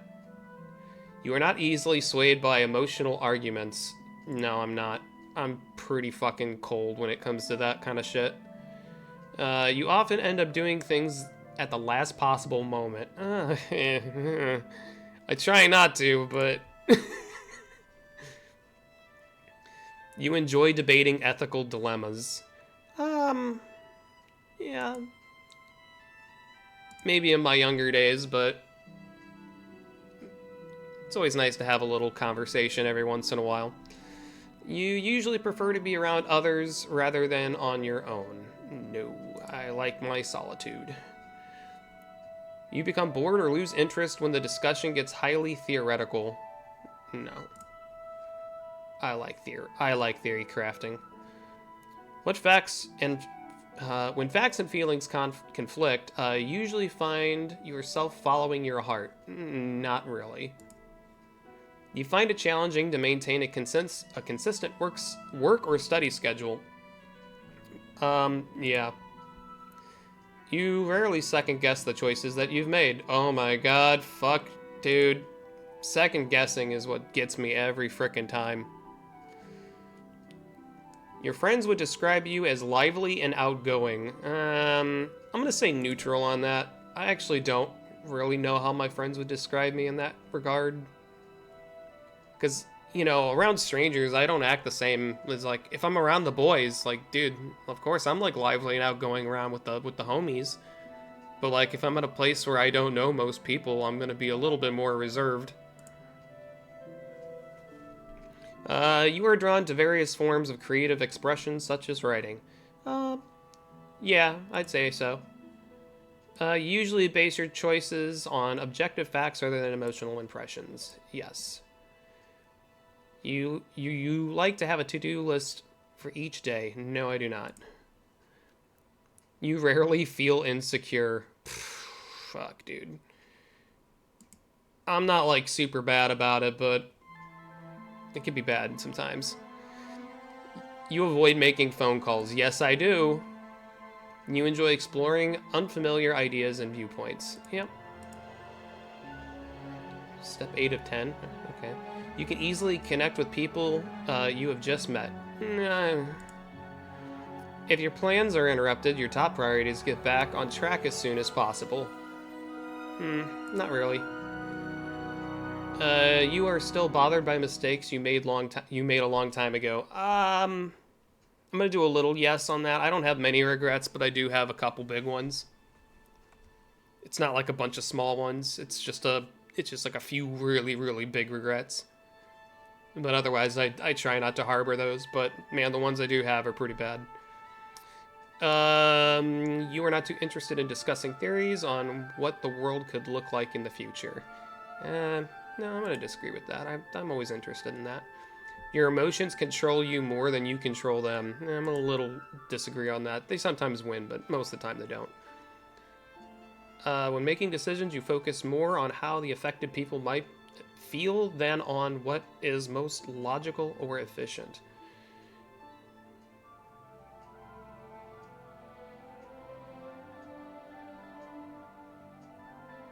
No. I had to parse that for a second. My brain kind of split in half. Your personal work style is closer to spontaneous bursts of energy than organized can. Yeah, dude. Like when I start drawing, I'll do like something and then just basically binge a project for like 2 weeks and then not draw again for like 6 months. When someone thinks highly of you, you wonder how long it will take for them to feel disappointed in you. Oh, man. I'm gonna little yes that. Because that is a little bit of a scratch in the back of my skull sometimes. You would love a job that requires you to work alone most of the time. Yes, please. You believe that pondering abstract philosophical questions is a waste of time. No, I think philosophy is very important. You feel more drawn to busy, bustling atmospheres than to quiet, intimate places. Fuck no, dude. If a decision feels right to you, you often act on it without needing further proof. No. I wish I trusted my gut a little bit better. Alright, this looks like the last page here. You often feel overwhelmed.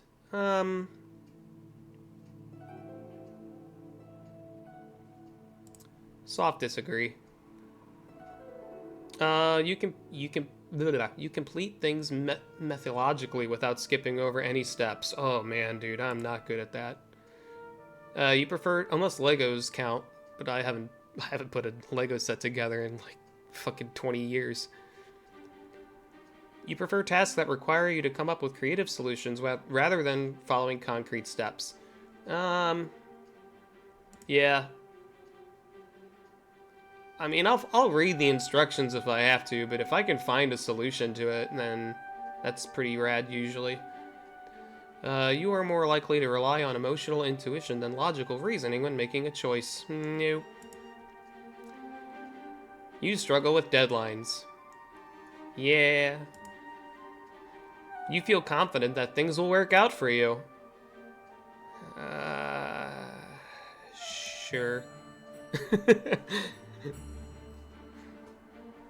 Get results by email. No, I don't need it. I'm a mal. Let's see the results. Yep, that's what I normally get as INTP. That's usually the one I get the most.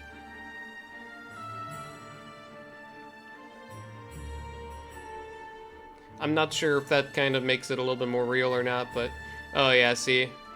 Oh wow, my thinking frickin' went real hard on that.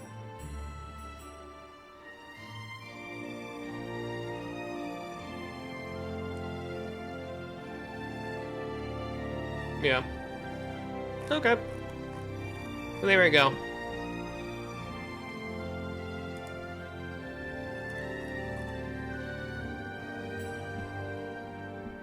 Let's take a look. Let me see if there's any...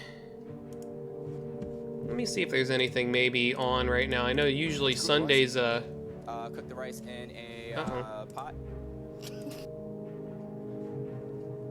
Didn't want that playing. Let's see if there's maybe any videos that have popped up.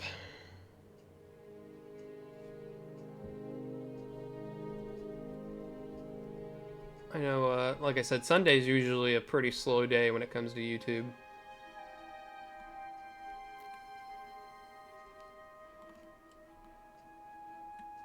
Looks like a new Hell's Kitchen video, but we can't put that on. I don't want the Fox Corporation to get me.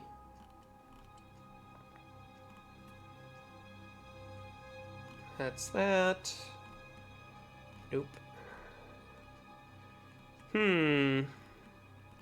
Trying to find something that isn't a reaction video. And these are a lot of reaction videos.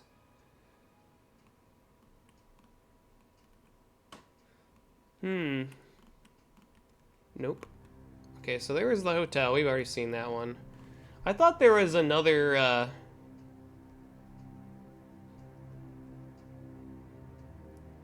Oh, here we go.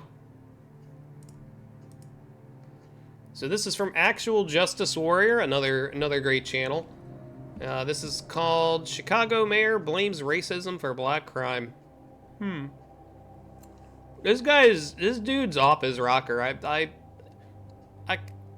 want to feel bad for the people of Chicago, but they also voted him in too. So, I mean, I don't know what to tell you guys.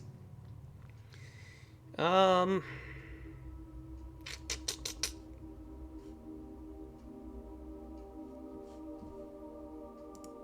that there. Boop that up.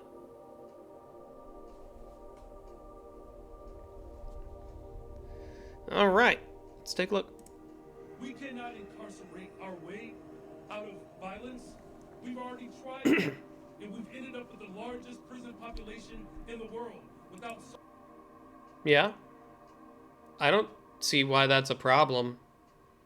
I mean, if people are being bad, you just gotta put them in the cage. I don't know what else to tell you. Solving the problems of crime and violence, the addiction on jails and incarceration in this country, we have moved past. Also, I would almost argue that China probably has the most prisons in the world. I'm just sure the CCP is just not reporting those numbers accurately. Just saying. It is racist, it is immoral, it is unholy, and it is not the way to drive violence down. What a nice bunch of buzzwords. So that right there is Chicago Mayor Brandon Johnson giving an impassioned speech about how mass incarceration definitely 100% doesn't reduce violent crime, and in reality, in actuality, we've tried it. It's absolutely failed. There we go. And in addition to that, it's evil, white, and racist in order to do so. Now, of course, Brandon Johnson is on the defensive in terms of his woke criminal justice policies after a man who was released 72 times, that was his criminal record prior to the action that we're talking about, set a 26-year-old woman on fire on the train. So I'm guessing probably you guys have heard of this story, dude. I'm still fucking baffled that fucking happened. Like, that is absolutely fucking insane. I mean, just immolating someone, I can't believe it.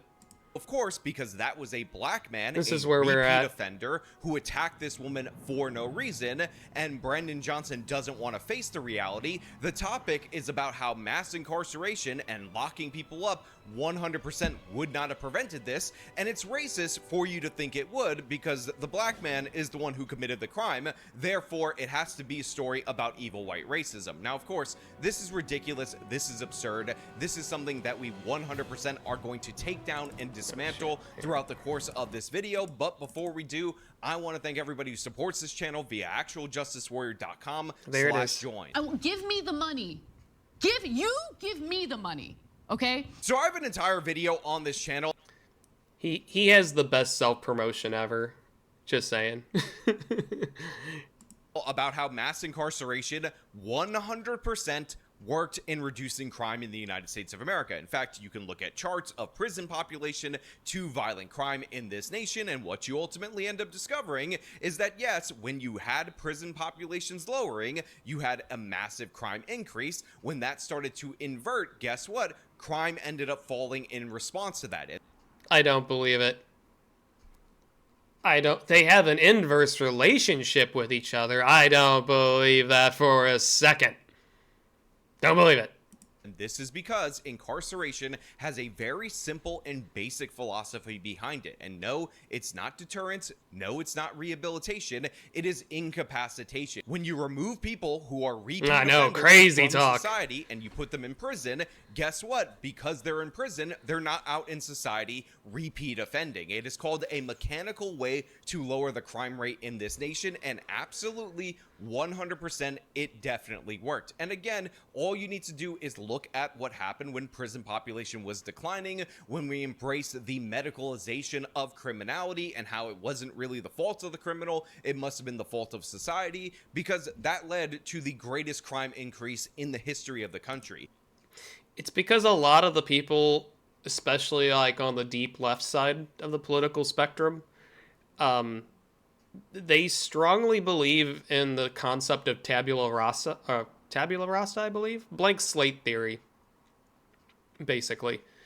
And essentially to boil it down, if you've never heard of it before, to put it in a 30-second elevator pitch, it's basically everybody is born as a blank slate, and your environment essentially shapes your personality and effectively writes on the slate.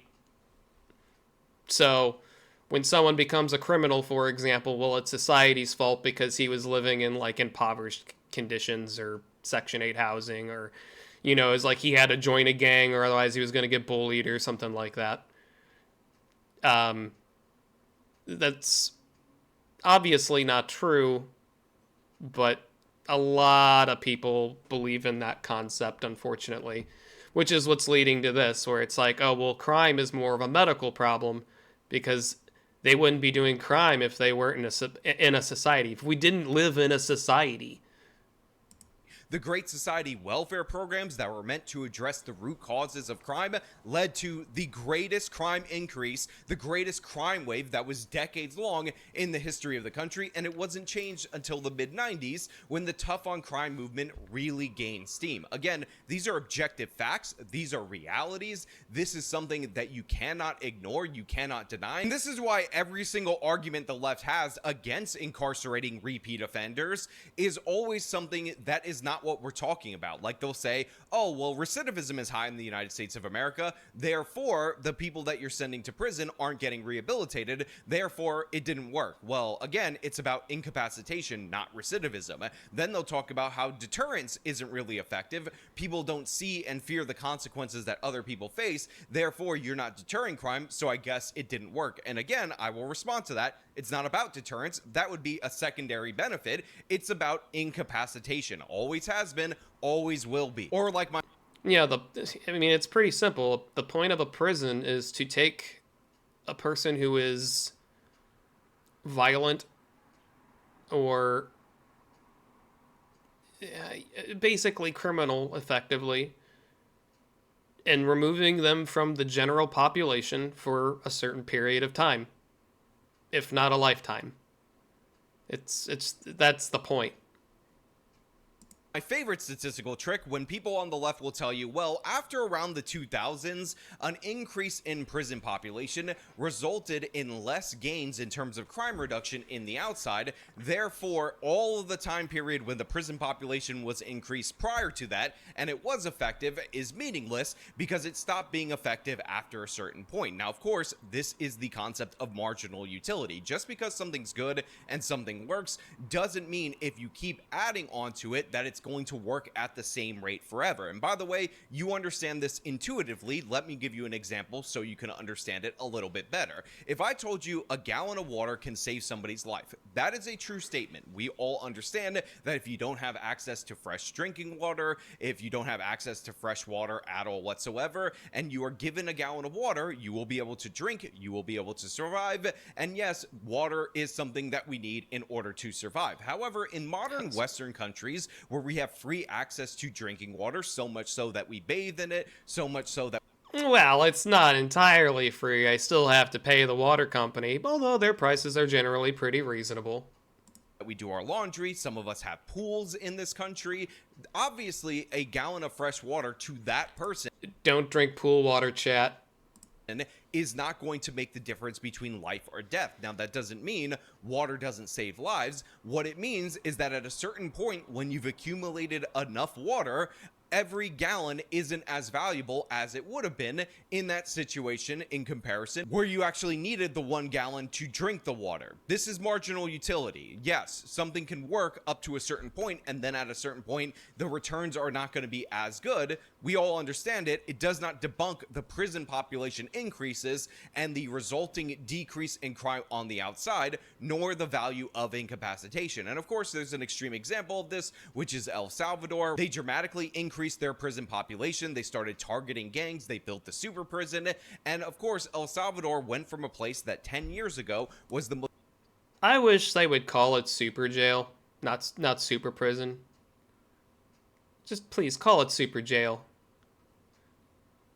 Most dangerous place those who on know planet Earth, where 1 in every 10,000 El Salvadorians were murdered in a single year, to the safest place in the Western Hemisphere because they locked up their gangs, their repeat offenders, because guess what? Mass incarceration obviously does in fact work. Now, that's not to say that there's no trade-offs, that there's no cost or any of that, but the thing is, those are rational counterpoints to whether or not this is the best strategy, but the left does not argue on a rational basis. They make the case that it's racist. Again, white girl gets burned by a guy who was released 72 times. He was released recently over the...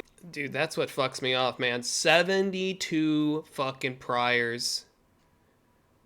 72.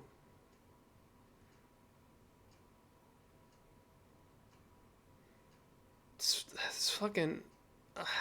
I don't get it, man. Objections of the prosecutor because the judge said, I want to give him an ankle monitor because he's an innocent Beba Angel Aladdin, definitely on the cusp of reforming tomorrow, and he set a woman on fire, laughed about it when he was arrested, basically ruined this poor girl's life, and we're supposed to pretend that locking him up after 50 arrests wouldn't have spared all those additional victims. This is an absolute failure of our criminal justice as well as our mental health.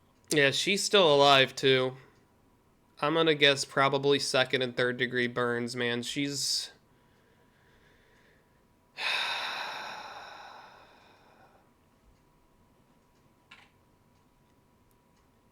It's fucked, man. It's fucked. Health institutions. Speaking one day after federal authorities charged Lawrence Reed with a terroristic attack on mass transit, Mayor Brandon Johnson said they are eyeing changes to address housing and mental health. Brandon Johnson is genuinely one of the worst people in American politics. Just a day after charges were... Which is wild because I can't believe someone is actually worse than like Gavin Newsom. That's impressive. Were dropped on this man who was released 72 times, again recently over the objection of the Cook County prosecutor's office because a judge decided that he needed another chance and ankle monitoring was no big deal at all whatsoever. Brandon Johnson is talking about how we need more money from the state government in order to fund mental health and homeless services. Make no mistake about it, this suspect... Of course, it's always we need more money every freaking time. Was already diverted multiple times to mental health care. He was already given multiple different chances. And by the way, crime is actually trending down in certain categories in the city of Chicago, and that is due in large part that we've had a transition from the previous state's attorney, Kimberly Fox, who notably let Jussie Smollett off the hook and totally tanked that case. That's why Jussie was able to win in an appeal, to somebody who's actually prosecuting people. So we know for a fact that even in Chicago, their gains in terms of a reduction in crime are due to the fact that their state's attorney changed and the philosophy changed. But Brandon Johnson is still talking about, oh, mental health and homelessness. How will you specifically that when we ask for specifics, he stops short of committing to more visible police on the CTA and fewer unhoused users writing for short-term shelter? I think it's. I'm kind of shocked they haven't had police on these cars beforehand. I mean, I know you can't have like a cop in every car, but I mean, I guess that's a step in the right direction. It's too early to speculate like what that absolutely looks like. But again, the funding from Springfield is the most important thing. Without that funding, then none of this will be visibilized. Again, leave it to a progressive to do a press conference about how we need to address mental health and homeless services and whatnot. But we need money. But we need money to do it. We need more. Without actually making any commitments to any policies that will actually solve the problem, like more law enforcement on their public transit system. Like, what are you actually going to do to prevent homeless people from getting on these trains and using them as temporary shelters? How are you actually going to address the issues you're bringing up yourself? Brandon Johnson has no answer specifically to any of that. Instead, he wants to complain about money, because what Brandon Johnson is actually looking to do is fill his budget deficit. And I will just point out for those of you out there in the audience that Brandon Johnson is lying to residents of the city of Chicago right now in this moment, claiming that he needs all these additional taxes in order to pay for public safety. However, when pressed by the local news during an interview, we found out that Brandon Johnson is trying to classify youth employment programs as public safety instead of law enforcement. So the guy is going to reduce spending on police, that's in his budget, in order to redirect it to his core constituents in order to try to win black people back over in the city of Chicago. I can't live in. That seems like a really, really dumb plan. I mean, I'm no political strategist, but that does not seem like a very smart move. Actually, here's a good question for you. I mean, I guess they're not going to do it since they're taking away the budget of the police. However, how many... So you got like the subway in Chicago. Like, how many, I guess, turnstile gates are there? Because I guess depending on how many there are, why don't you just put like 2 cops at like every gate? I was thinking 1, but I think 2 would probably be better. But I guess they might not have the funds for it, or maybe even the manpower. Hypothetical. What I can say is that we're talking about a community safety fund that will strictly go to ensuring that the mental health and well-being of our police officers is secure. Well, the majority of that is going for the summer youth jobs, half of it. Hiring people is a part of our safety plan.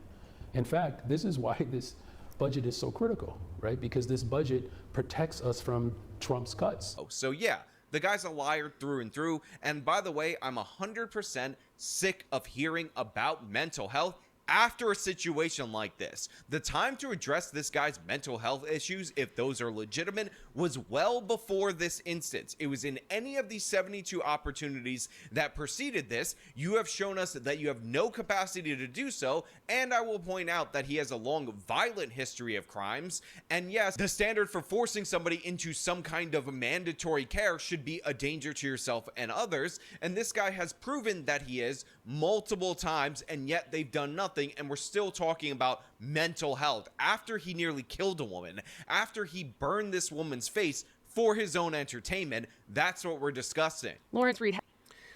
And I've heard or I've seen some stuff about the court case with him thus far, and like he's just acting like a fucking Looney Tune.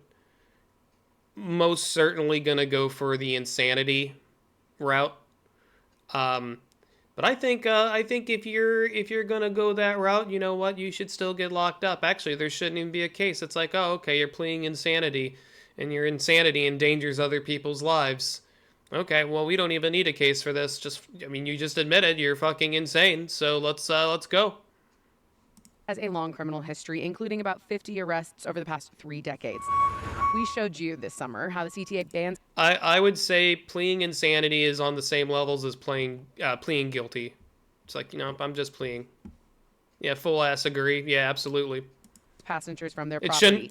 it should not be an equivalency of just being like, well, I'm like innocent, but put me in a hospital. No, it's like, nope, that's just a guilty plea, just a different way of saying it. Circulating a bulletin with their photo and details, information that is shared with CTA employees, contracted security firms, and Chicago police. But CTA employees tell us they never took such actions against Reed, who did previously plead guilty in January 2020 to breaking the windows on an O'Hare Blue Line train and was sentenced to 2 years probation for that crime. Reed was also just 2 years probation. That's it. Wow. The suspect in an active aggravated battery case from August, accused of hitting a social worker at McNeil Psychiatric Hospital. A judge ordered him onto electronic monitoring, though her handwritten notes don't show why she made that decision. So that August crime right there could have been the point where they put a stop to this. They tried... Well, that's the thing. I guess they already tried putting him in a hospital, and clearly it doesn't work. So it's like, okay, off to prison you go then. We're going to just cage him up. The woke nonsense. They tried the non-law enforcement interventions. They put him in a psychiatric hospital voluntarily, of course. He wasn't forced to be in there, and they had him meet with a social worker in order to talk out his issues. But what did he do in that scenario? He punched that woman in the face. He ended up chipping her tooth. I believe he caused her a concussion, damaged her optic nerve in her eye because he punched her square in the eye, and yet a judge looked at that and decided, you know what? No big deal. Innocent Beba Angel Aladdin, he was already in a mental health hospital, but I'm not gonna actually remand him to the custody of that hospital or to the custody of the Cook County Jail. He's gonna give him more freedoms, which was an ankle monitor that allows him to be out for 40 hours a week. Presumably, she thought he was an upstanding citizen. What the fuck is the point of an ankle monitor if you get 40 hours a week to be basically out of your house arrest? I'm going to tell you this right now, chat. I don't even spend 40 hours a week in public. That's fucking insane. Who is just on the cusp of getting himself a job because she didn't think it was that big of a deal. Again, even noting that he had a lengthy criminal history. So you already tried the woke nonsense before he set a woman on fire. You already tried the social worker and the mental health care, and guess what? He cracked the face. Well, I guess I was out 40 hours a week when I was working. Maybe that's what it's for, but dude, ain't no way this dude's fucking working for a 40-hour-a-week job. No way in hell. Of that social worker seriously injured her, and then you released him with an ankle monitor. And by the way, this obviously is down to criminal justice reforms signed by Governor Pritzker, which of course mandates that judges look at ankle monitors to solve absolutely every single problem. It's called the Safety Act, and it has led to disastrous results like this. So now a woman is permanently scarred, expected to be in the hospital for months, and we don't even know if this guy who set her on fire is going to be held in jail pre-trial before she gets out of the hospital. Like, that's how stupid and ridiculous the city of Chicago is. And Brandon Johnson is actually making the case to the public that locking this guy up would not have prevented him from filling up a bottle with gasoline. Let's see, when was this published? 22 hours ago?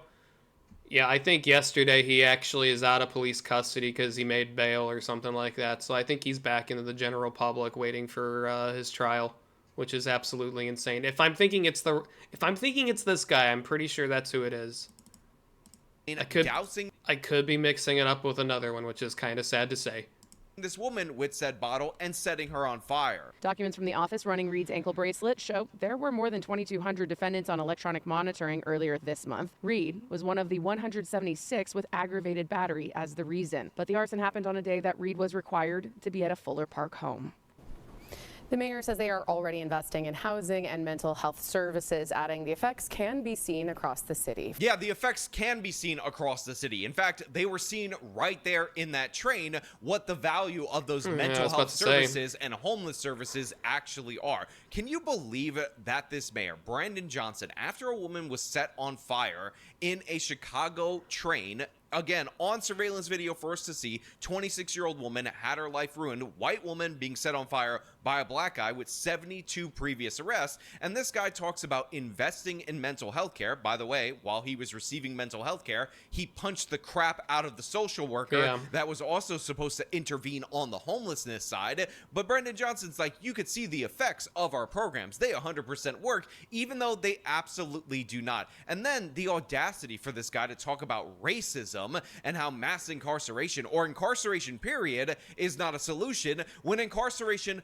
100% would have prevented this girl from being burned. 100% she would be totally fine if this guy was not let out over and over and over again. So yeah, you're just wrong. You're absolutely stupid, and it costs people dearly. Again, this poor girl scarred for years, for the rest of her life, due to the fact that Brandon Johnson and the idiots in Springfield, the capital of Illinois, her life Governor is ruined. Pritzker, wanted a virtue signal post George Floyd. Absolute nonsense in every possible way. But as dark as this sounds, if that ever happened to me, I would actually just pray for death. I think living in the aftermath of that would be, oh man, I can't even fathom it.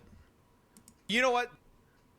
That's all I really have for you guys today, and I want to know what you guys think down in the comments below. As per usual, if you like this video, show them by leaving a like, subscribe for more content. Yep. Like it, subscribe. That's Actual Justice Warrior. I'm sure everybody probably knows him by now.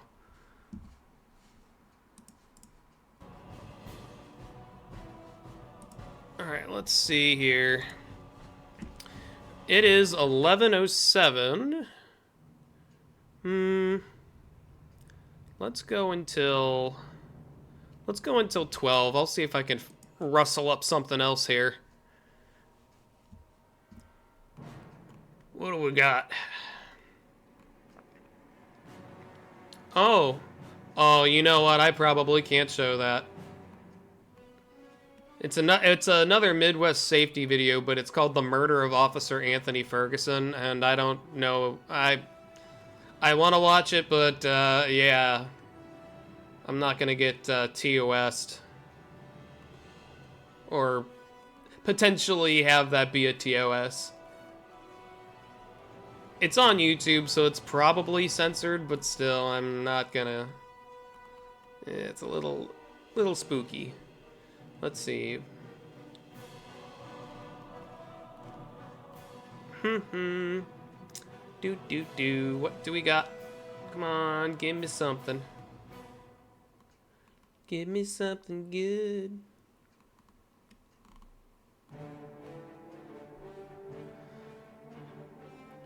Loving the background music. Hey, what's up, Danny? How's it going? Yep, just some Guild Wars music. I think we're gonna probably start gaming here in about an hour, but I'm trying to find another video here that we can watch. Woke up to freezing bullshit. What, did you guys get like freezing rain and shit like that?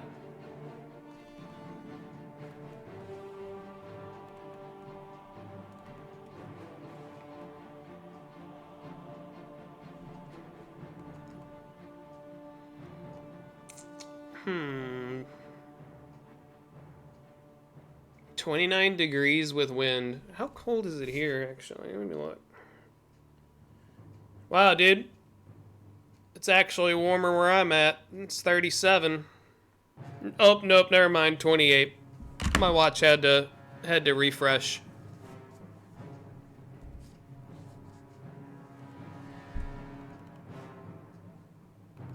Yeah, there's that. I mean, they said it was gonna get cold after Thanksgiving, so I guess we got it.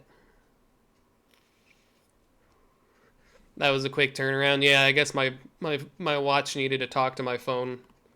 They haven't been on speaking terms recently, apparently. Yeah, the possibility of snow tonight. Yeah. Yeah, we got hit yesterday. Most of it's melting away though, for just because we've got some pretty intense sunlight at the moment.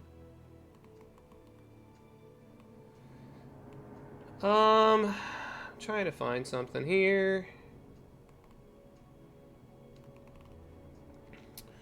Ho hum ho hum. Hum ho hum ho. Do do do do do do.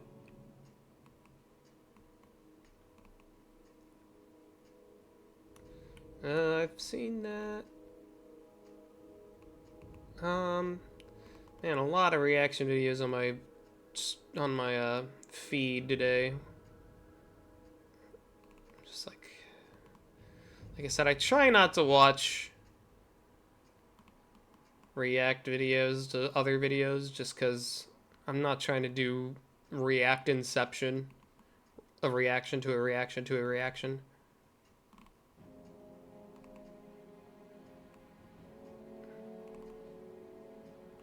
Man, there is nothing on. It's a rough Sunday.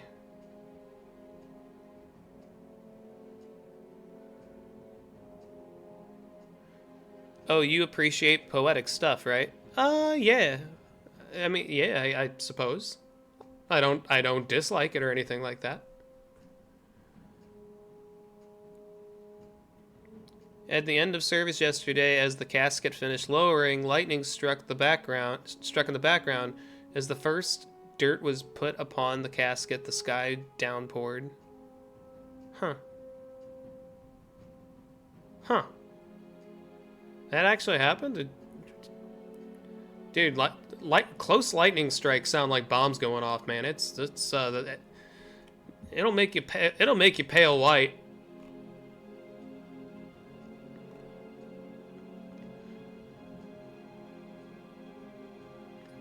Yep, it was really poetic. That's pretty fucking cool, man.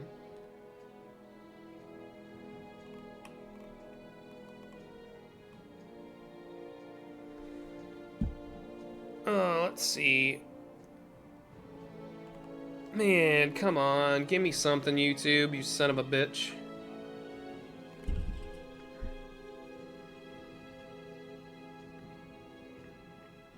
It was even still sunny outside when it happened. Jesus. That's some wild weather, man.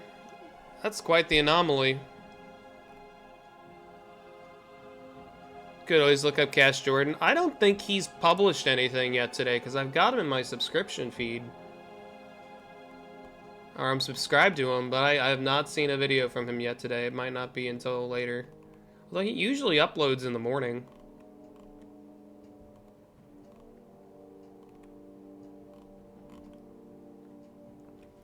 Yeah.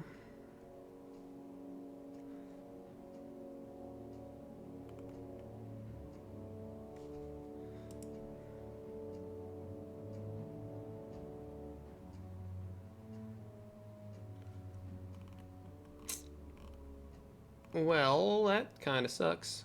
Come on, give me something. Yeah, we've already watched that. Man, YouTube is making me look like a cooter. I don't know what a cooter is, but that's, we're just sticking to it.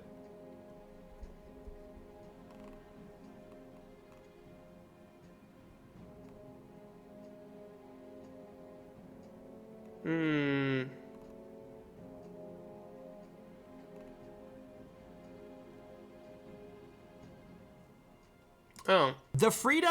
Here we go. Found something. Let's do CoffeeZilla's let's do a side channel here, Voidzilla.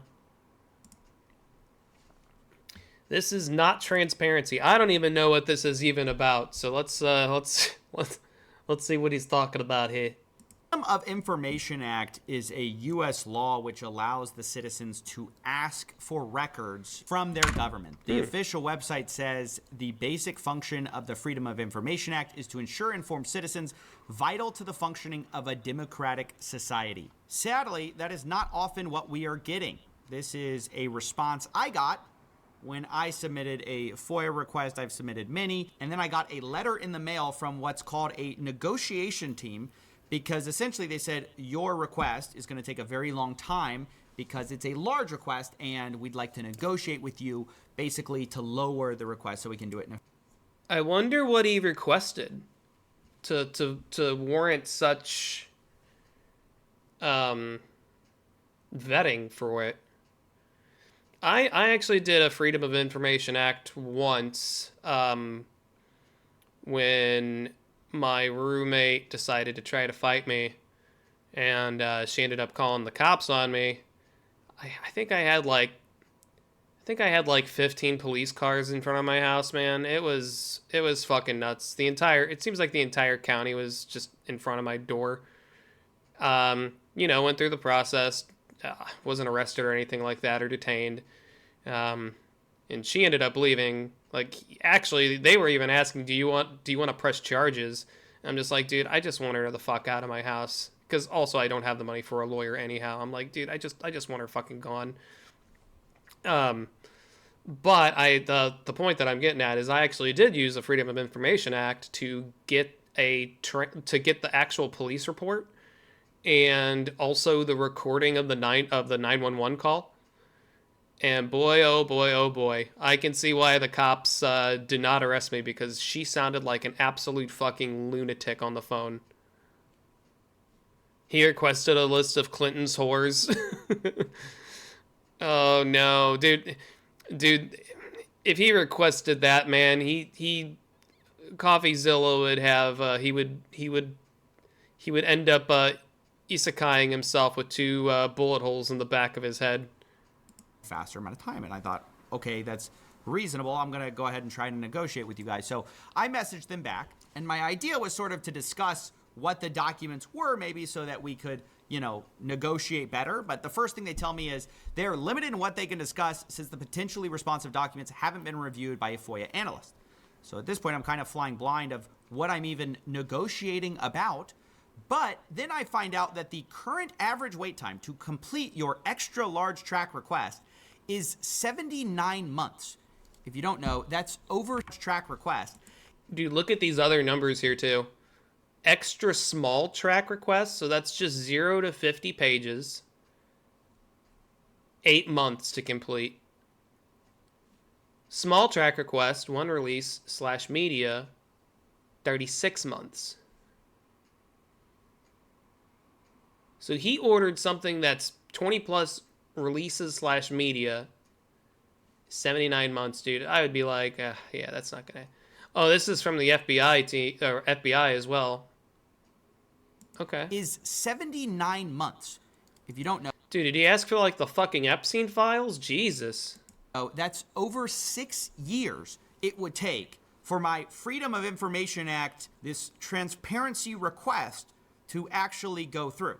And so essentially I'm forced to negotiate. And they say if I want 0 to 50 pages, it'll take 8 months to go through. Oh, okay. So he's going through what I already went through. And they say even 1 release of media, some of the documents were video or audio, although of course I didn't know what the video or audio was of, but they said it would take 3 years to complete, or 36 months. Medium track requests of 2 releases or media, the current average time is 44 months to complete. Guys, they have me over the barrel with my... Do you think they do that, like the FBI? Because it looks like it's specifically the FBI. Because I know when I did my FOIA request for the police department, that only took probably like a month, maybe. So this must be specific to like feds and FBI and stuff like that. I wonder if they do that on purpose, where it's not actually going to take 6 years to fulfill the request, but they're going to take their time, and then you're just basically going to give up from waiting. I don't know, just a thought. Life as basically currency in when I'm going to get these files. And from here, I kind of went down a rabbit hole on finding out how big of a problem this really is within our government. People I mean, it's asking government for time, records, and we have a lot of but women in because the government. backlog is so large now, it takes forever to get them. This is I had such a busy day. I sent 2 emails and attended a meeting. I'm so tired. Is a website called Joseph L. Brechner's Freedom of Information Project, and they monitor the denials, the requests, the delays in order to find out what's going on with this transparency project of our government. And what they've been finding is that over time, the amount of people who are actually having their full requests Look, they granted can only type so has been fast with going those steadily nails. down. Yeah, no shit. The amount of files in the backlog has gone steadily up, and this is all They're poking at their keyboard like an old man pokes at a frickin' smartphone. current administration. To be clear, the whole Department of Government Efficiency is expected to have actually fired a lot of the people involved here. So whatever the problems were before, they're actually expected to get way worse. But you need to understand how bad the problem already was in 2024. Because what you'll find is that fully granted requests, aka people getting what they asked for, has been steadily declining since 2010. It was at a high of 38% of all requests. In 2023, it was 16%. And 38%'s kind of shitty. That's a pretty hard F right there. And then it dropped to 16. Bro, are you guys even fucking trying? And in 2024, it dropped to an all-time low of 12%?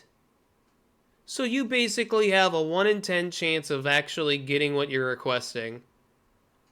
12%. And bear in mind, that number is expected to have gone lower. So 12% of the people who ask for information from our government under a act called the Freedom of Information Act, only 12% of them actually get what they're asking for. Not to mention, the number of backlogged requests has been steadily increasing, of course, making sense of why it was going to take so long for them to get me my files. And as a response to this, there have been people who actually sue the government to try to get information on time. This is also at an all-time high, and it cost the government about $54 million to defend these FOIA lawsuits of people just griping that they're, of course, not getting their FOIA requests done in a timely manner. And by the way, I absolutely applaud people suing the government to...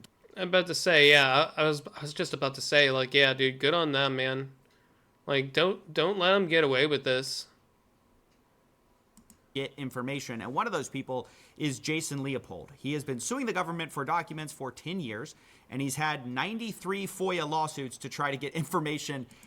Holy shit, 93 lawsuits. Where is he getting the money from? Is he just basically looting the government, then using that same money to just pay lawyers to just keep suing the government, and then you just rinse and repeat? From our government on time. And recently... Why do I feel like NGOs flooded the system with stupid requests in order to gum up the system? I'm not sure if they're doing that or not. I mean, it wouldn't surprise me. I mean, NGOs, I mean, believe me, I already hate them. You don't need to give me reasons to hate them even further. He sued them about, yes, the Epstein files. You knew I was getting to it eventually. He published this great article inside the FBI's review and redaction of the Epstein files, and it gives us an inside look. But I want to say from the outset, it's impossible to know when we would have gotten these files, except for the fact that this guy literally had to, 1, submit a FOIA request, and then 2, he had to sue the government to get it. He sued the FBI to compel the release of these documents, and this morning he got a partially redacted record from the FBI. Big surprise. And amongst these emails, it reveals what the FBI called an Epstein transparency project. And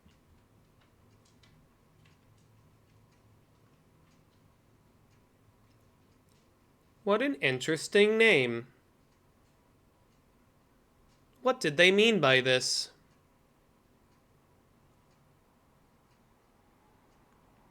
Again, it's really weird that my crazy leftist uncle has been ranting about NGOs for the last 30 years, and now he's like the crazy right-wing uncle who's dancing about being right about the NGOs. Yeah.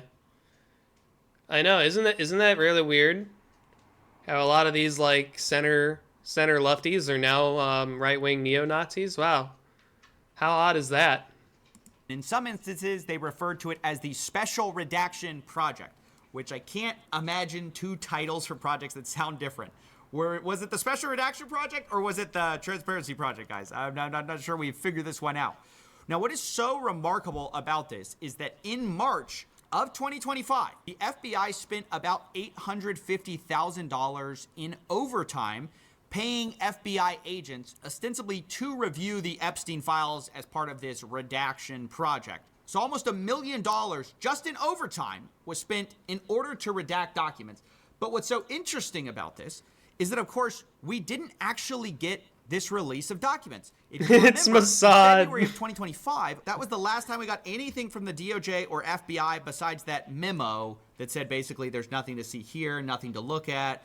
But in between the time that they released something and the time they said there's nothing to see there, that's when they had the Special Redaction Project. Now, again, I want to say, we wouldn't have any of this except for the remarkable reporting that was done to basically sue the government to get over the bureaucratic hurdles that are in our way that are preventing transparency from coming out. I mean, it's just like totally remarkable that we have any of this at all. And I want to say this should all give us pause when we get the Epstein files eventually. I know the government says now they're going to release them. 2 more weeks. I believe this is actually post-redaction, right? So the government went through these and they redacted the documents. Now they have a bunch of redacted documents. They paid $1 million to redact. That's apparently what we're going to get. So yeah, I just wanted to peel back the lack of transparency. It's both a systemic issue that predates this current administration. It involves backlogs, delays, but it's also critically important to understand, especially in a time where we are demanding things of the government and they are actively redacting it. However, when it does come out, I'm committed to getting it to all of you in the best format possible. So, as part... I'm guessing he's talking about the Epstein files. Yeah, well, we'll get them when we get them. Part of that, I had tried to start putting together a database of all the Epstein files.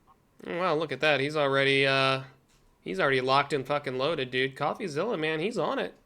Good on him. Until I realized kind of a lot of people were doing. Dude, he's got the fucking labels and everything, dude. He's fucking loaded for bear. That.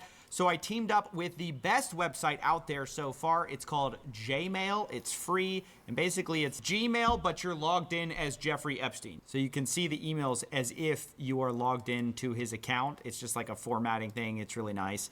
So yeah, I'm going to link them below. That's a little strange. We partnered up this week. It's completely free. We're just doing this as a way to get more transparency in the Epstein situation, despite the fact we kind of know that there's a huge push for there not to be transparency. And yeah, that's basically it.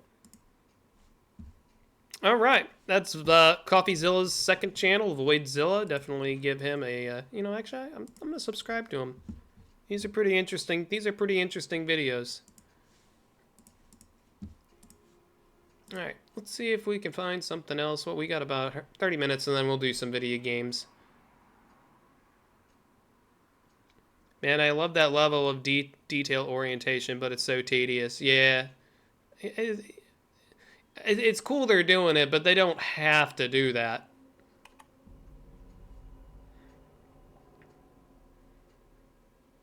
Oh, look at this.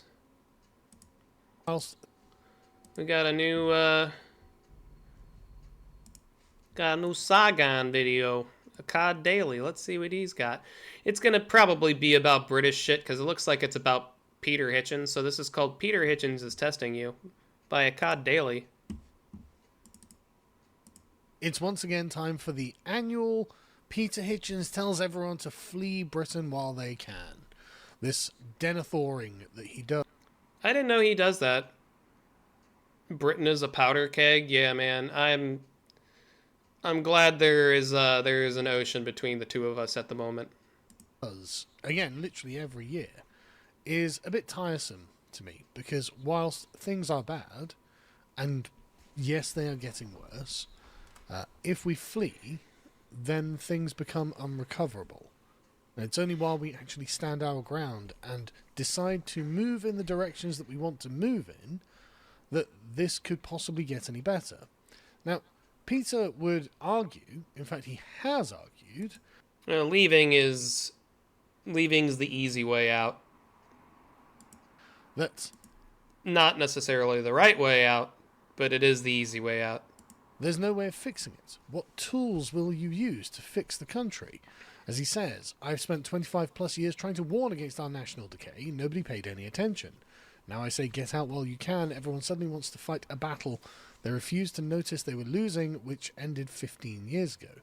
Well, not everyone is of sufficient age to be able to have listened to you 15 years ago.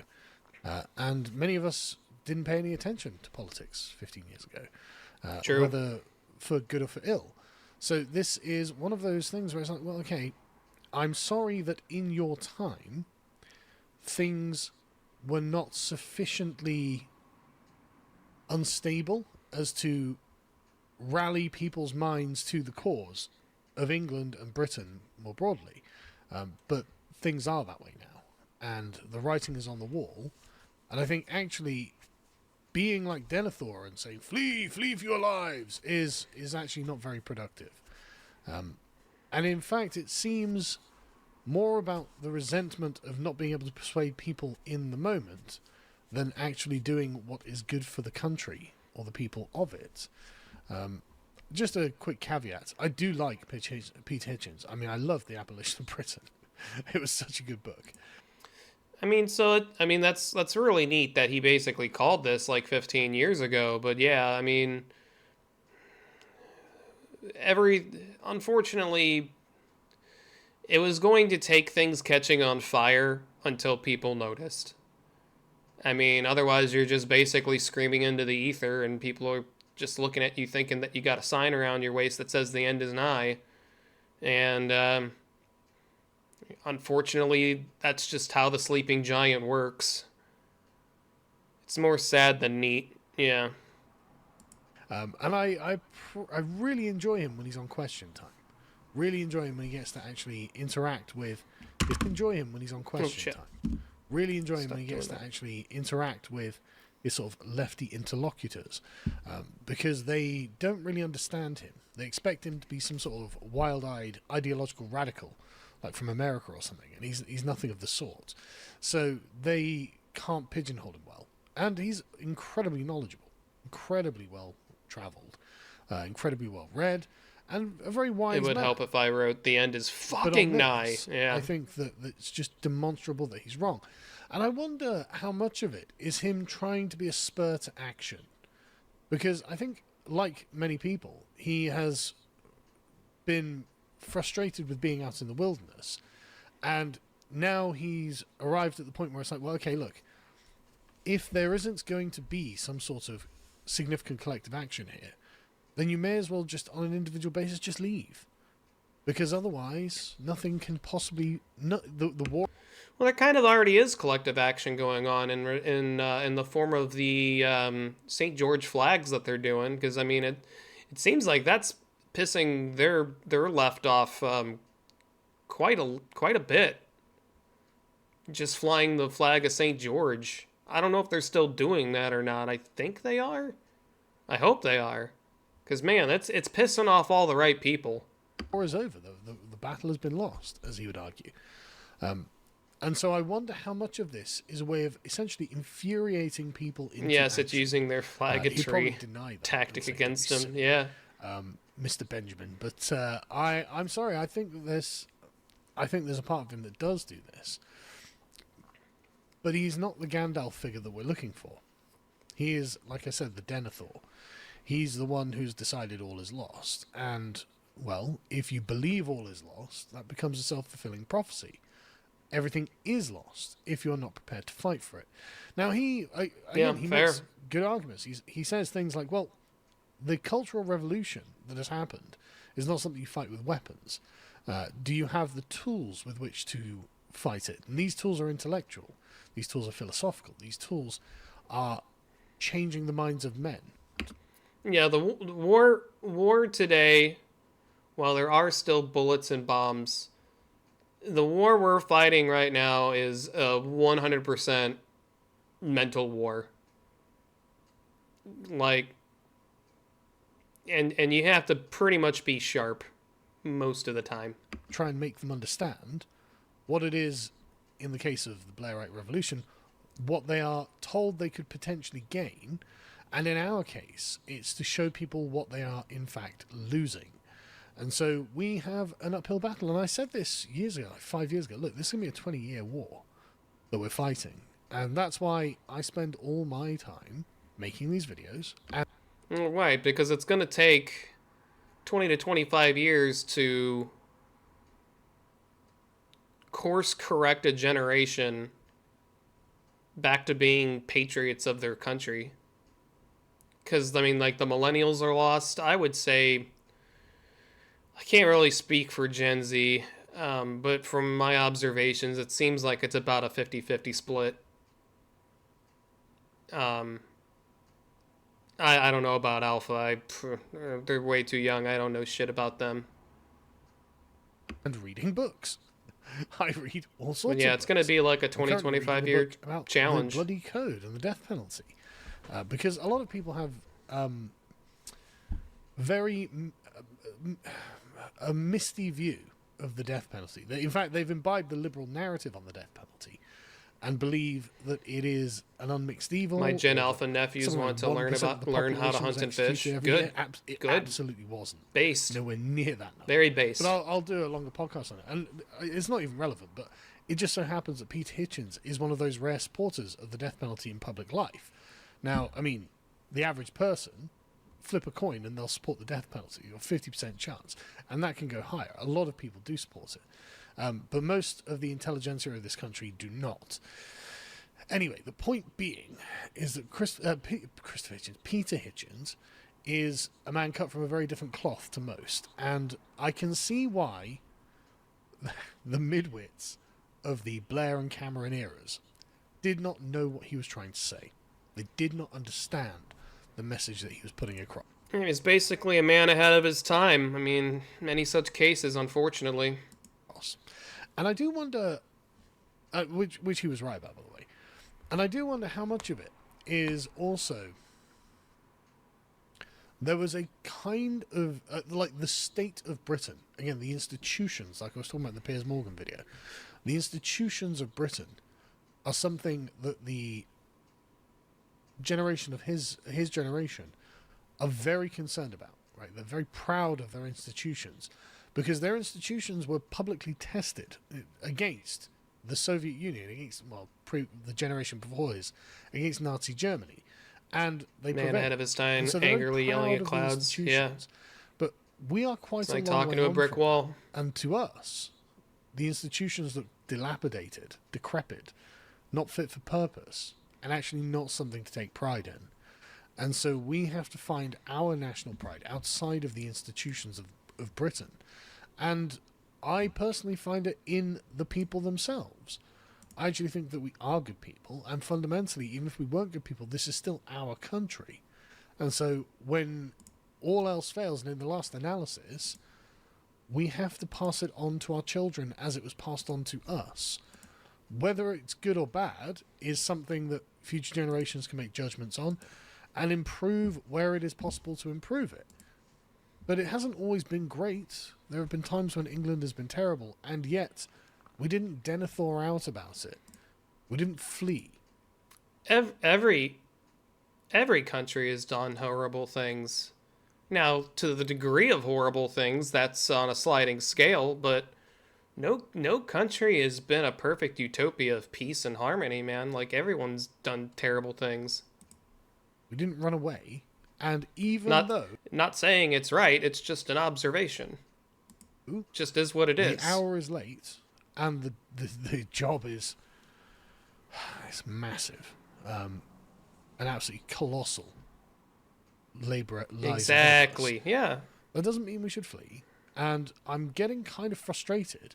Yeah, we've just been soft poops about it recently. Yeah. Just go. Unfortunately. This is his latest video for the Daily Mail, and it's just very frustrating that he is prepared to just proselytize along these lines.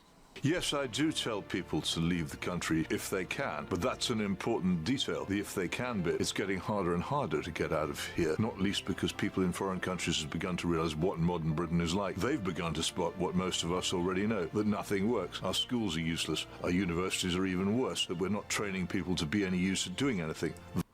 That's interesting. I thought free schools and universities, I thought those were good.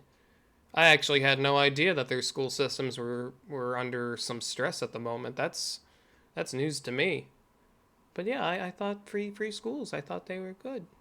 That we're very badly governed, that we don't know how to run anything. Why should they have us? If you want to get out, by all means try, but don't ask me where you should go. Although I shouldn't really be saying anything. Our public school system over here in the U.S. is fucking awful as well. See, this is frustrating. You know, I mean, he's not wrong. It's all about alphabet soup learning. We've been in a marked decline for many decades now. But British people are still very valuable to have in foreign countries. We're still hardworking, tax-paying, diligent, law-abiding. We are still good people. It is not that there has been well, there has been a decline and collapse, but we are still good on many of the metrics that these people would want. And very rarely is it a disappointing thing to have British immigration into your country for foreign peoples. Very rarely is it, assuming it's not just Spanish boomers in Spain. But well, and riddle me this, chat. And I kind of talked about this on the last broadcast when Japan was talking about immigration and how they were going to be clamping down on that. And I remember Japan is like this, and I'm pretty sure England was like this back in I want to say the 90s to 2000s, through those 2 decades. But like Japan, I was pretty sure that it was very difficult to get citizenship in England. It was very hard to immigrate there. I know it's obviously not the case now, but I'm thinking that was one of the countries where it's nah, man, they take a very small amount in, just like Japan. You got to be pretty fucking talented. In Australia. And correct me if I'm wrong, chat, but I'm pretty sure that was the case, at least back in the day. We all used to be like that, yeah. Yeah, because even America was pretty strict on their immigration. You just couldn't be fucking nobody. You actually had to bring something to the table to even get considered. Yeah, in America, in Canada, well, probably not in Canada so much, there are lots of young British expats. And I don't think those countries are complaining about the levels of young British people who are getting jobs, working hard, and being productive in their countries. The problem that we have... Tony Blair opened the floodgates to low-skilled workers. Yeah, I can't confirm or deny that just because I'm not too familiar with British politics, especially in the recent 25 years. But I hear a lot of British people say the same thing, so I would imagine that that's probably the case. As Peter at least the ones I know. It basically comes from the government. We have been incredibly poorly managed by successive governments that are insistent on bringing into being the most kind of egalitarian form of liberalism that is possible to have, and will sacrifice everything about the country to bring that forth. And in doing so, they are literally oppressing the productive and hardworking, the law-abiding, hardworking population. So it's not a surprise that hundreds of thousands of them are fleeing now. It's not a surprise at all, and it's our problem. It's our fault. And the thing is, I imagine a lot of them probably would like to come back. It's just that it has to be made worthwhile. And so, as Dan Tubbs kept pointing out on the podcast Losius, it is clear that the Labour government have given up, right? It's clear they realise this is the last Labour government. Pardon me. That's actually probably a good thing for them that Labour's given up, because, boy, they've been really shitting the bed over there from what I hear. There isn't going to be another Labour government after this, and so they're desperately throwing their Hail Mary pitches. Look, we can finally achieve the dream of giving Fatima and her 12 children £1,200, 12 grand a month to make sure that no child is in poverty. Oh, well done, Rachel Reeves. You're such a fucking saint with my money. And this is obviously not going to last, right? This is obviously not going to last because it's manifestly unjust. Man, this just reminds me that I found out I literally have Irish ancestry back to 400,000 BC. I wonder I'd ever be welcome back home. So I can only tell you what I know. So my mom and my grandmother actually went back to where our family's from, which was Kelly, and obviously they all knew that they were Americans, but they were like, no, we're coming back here because this is where our family used to live. And apparently they opened them up, like they opened their arms wide up, man. They were all like, welcome home. Welcome home, because they know like a lot of Irish people fled because of the potato famines, and the ones that stayed, they knew that they were going to eventually come back. So no, they were always from what I've heard, they were very, very welcoming, especially if you have Irish ancestry. 4,000, not 400,000. Oh, okay, yeah, 4,000. Oh, did I say 400,000? Oh, well, my bad. My brain just kind of decided to fart out on a number here. Yeah, no, 4,000 BC. My bad. If someone doesn't have a job, then it's their problem, right? That's really what the moral calculus tells us. And if people are like, well, I don't like that child living in poverty, well, then you can do some charity, can't you?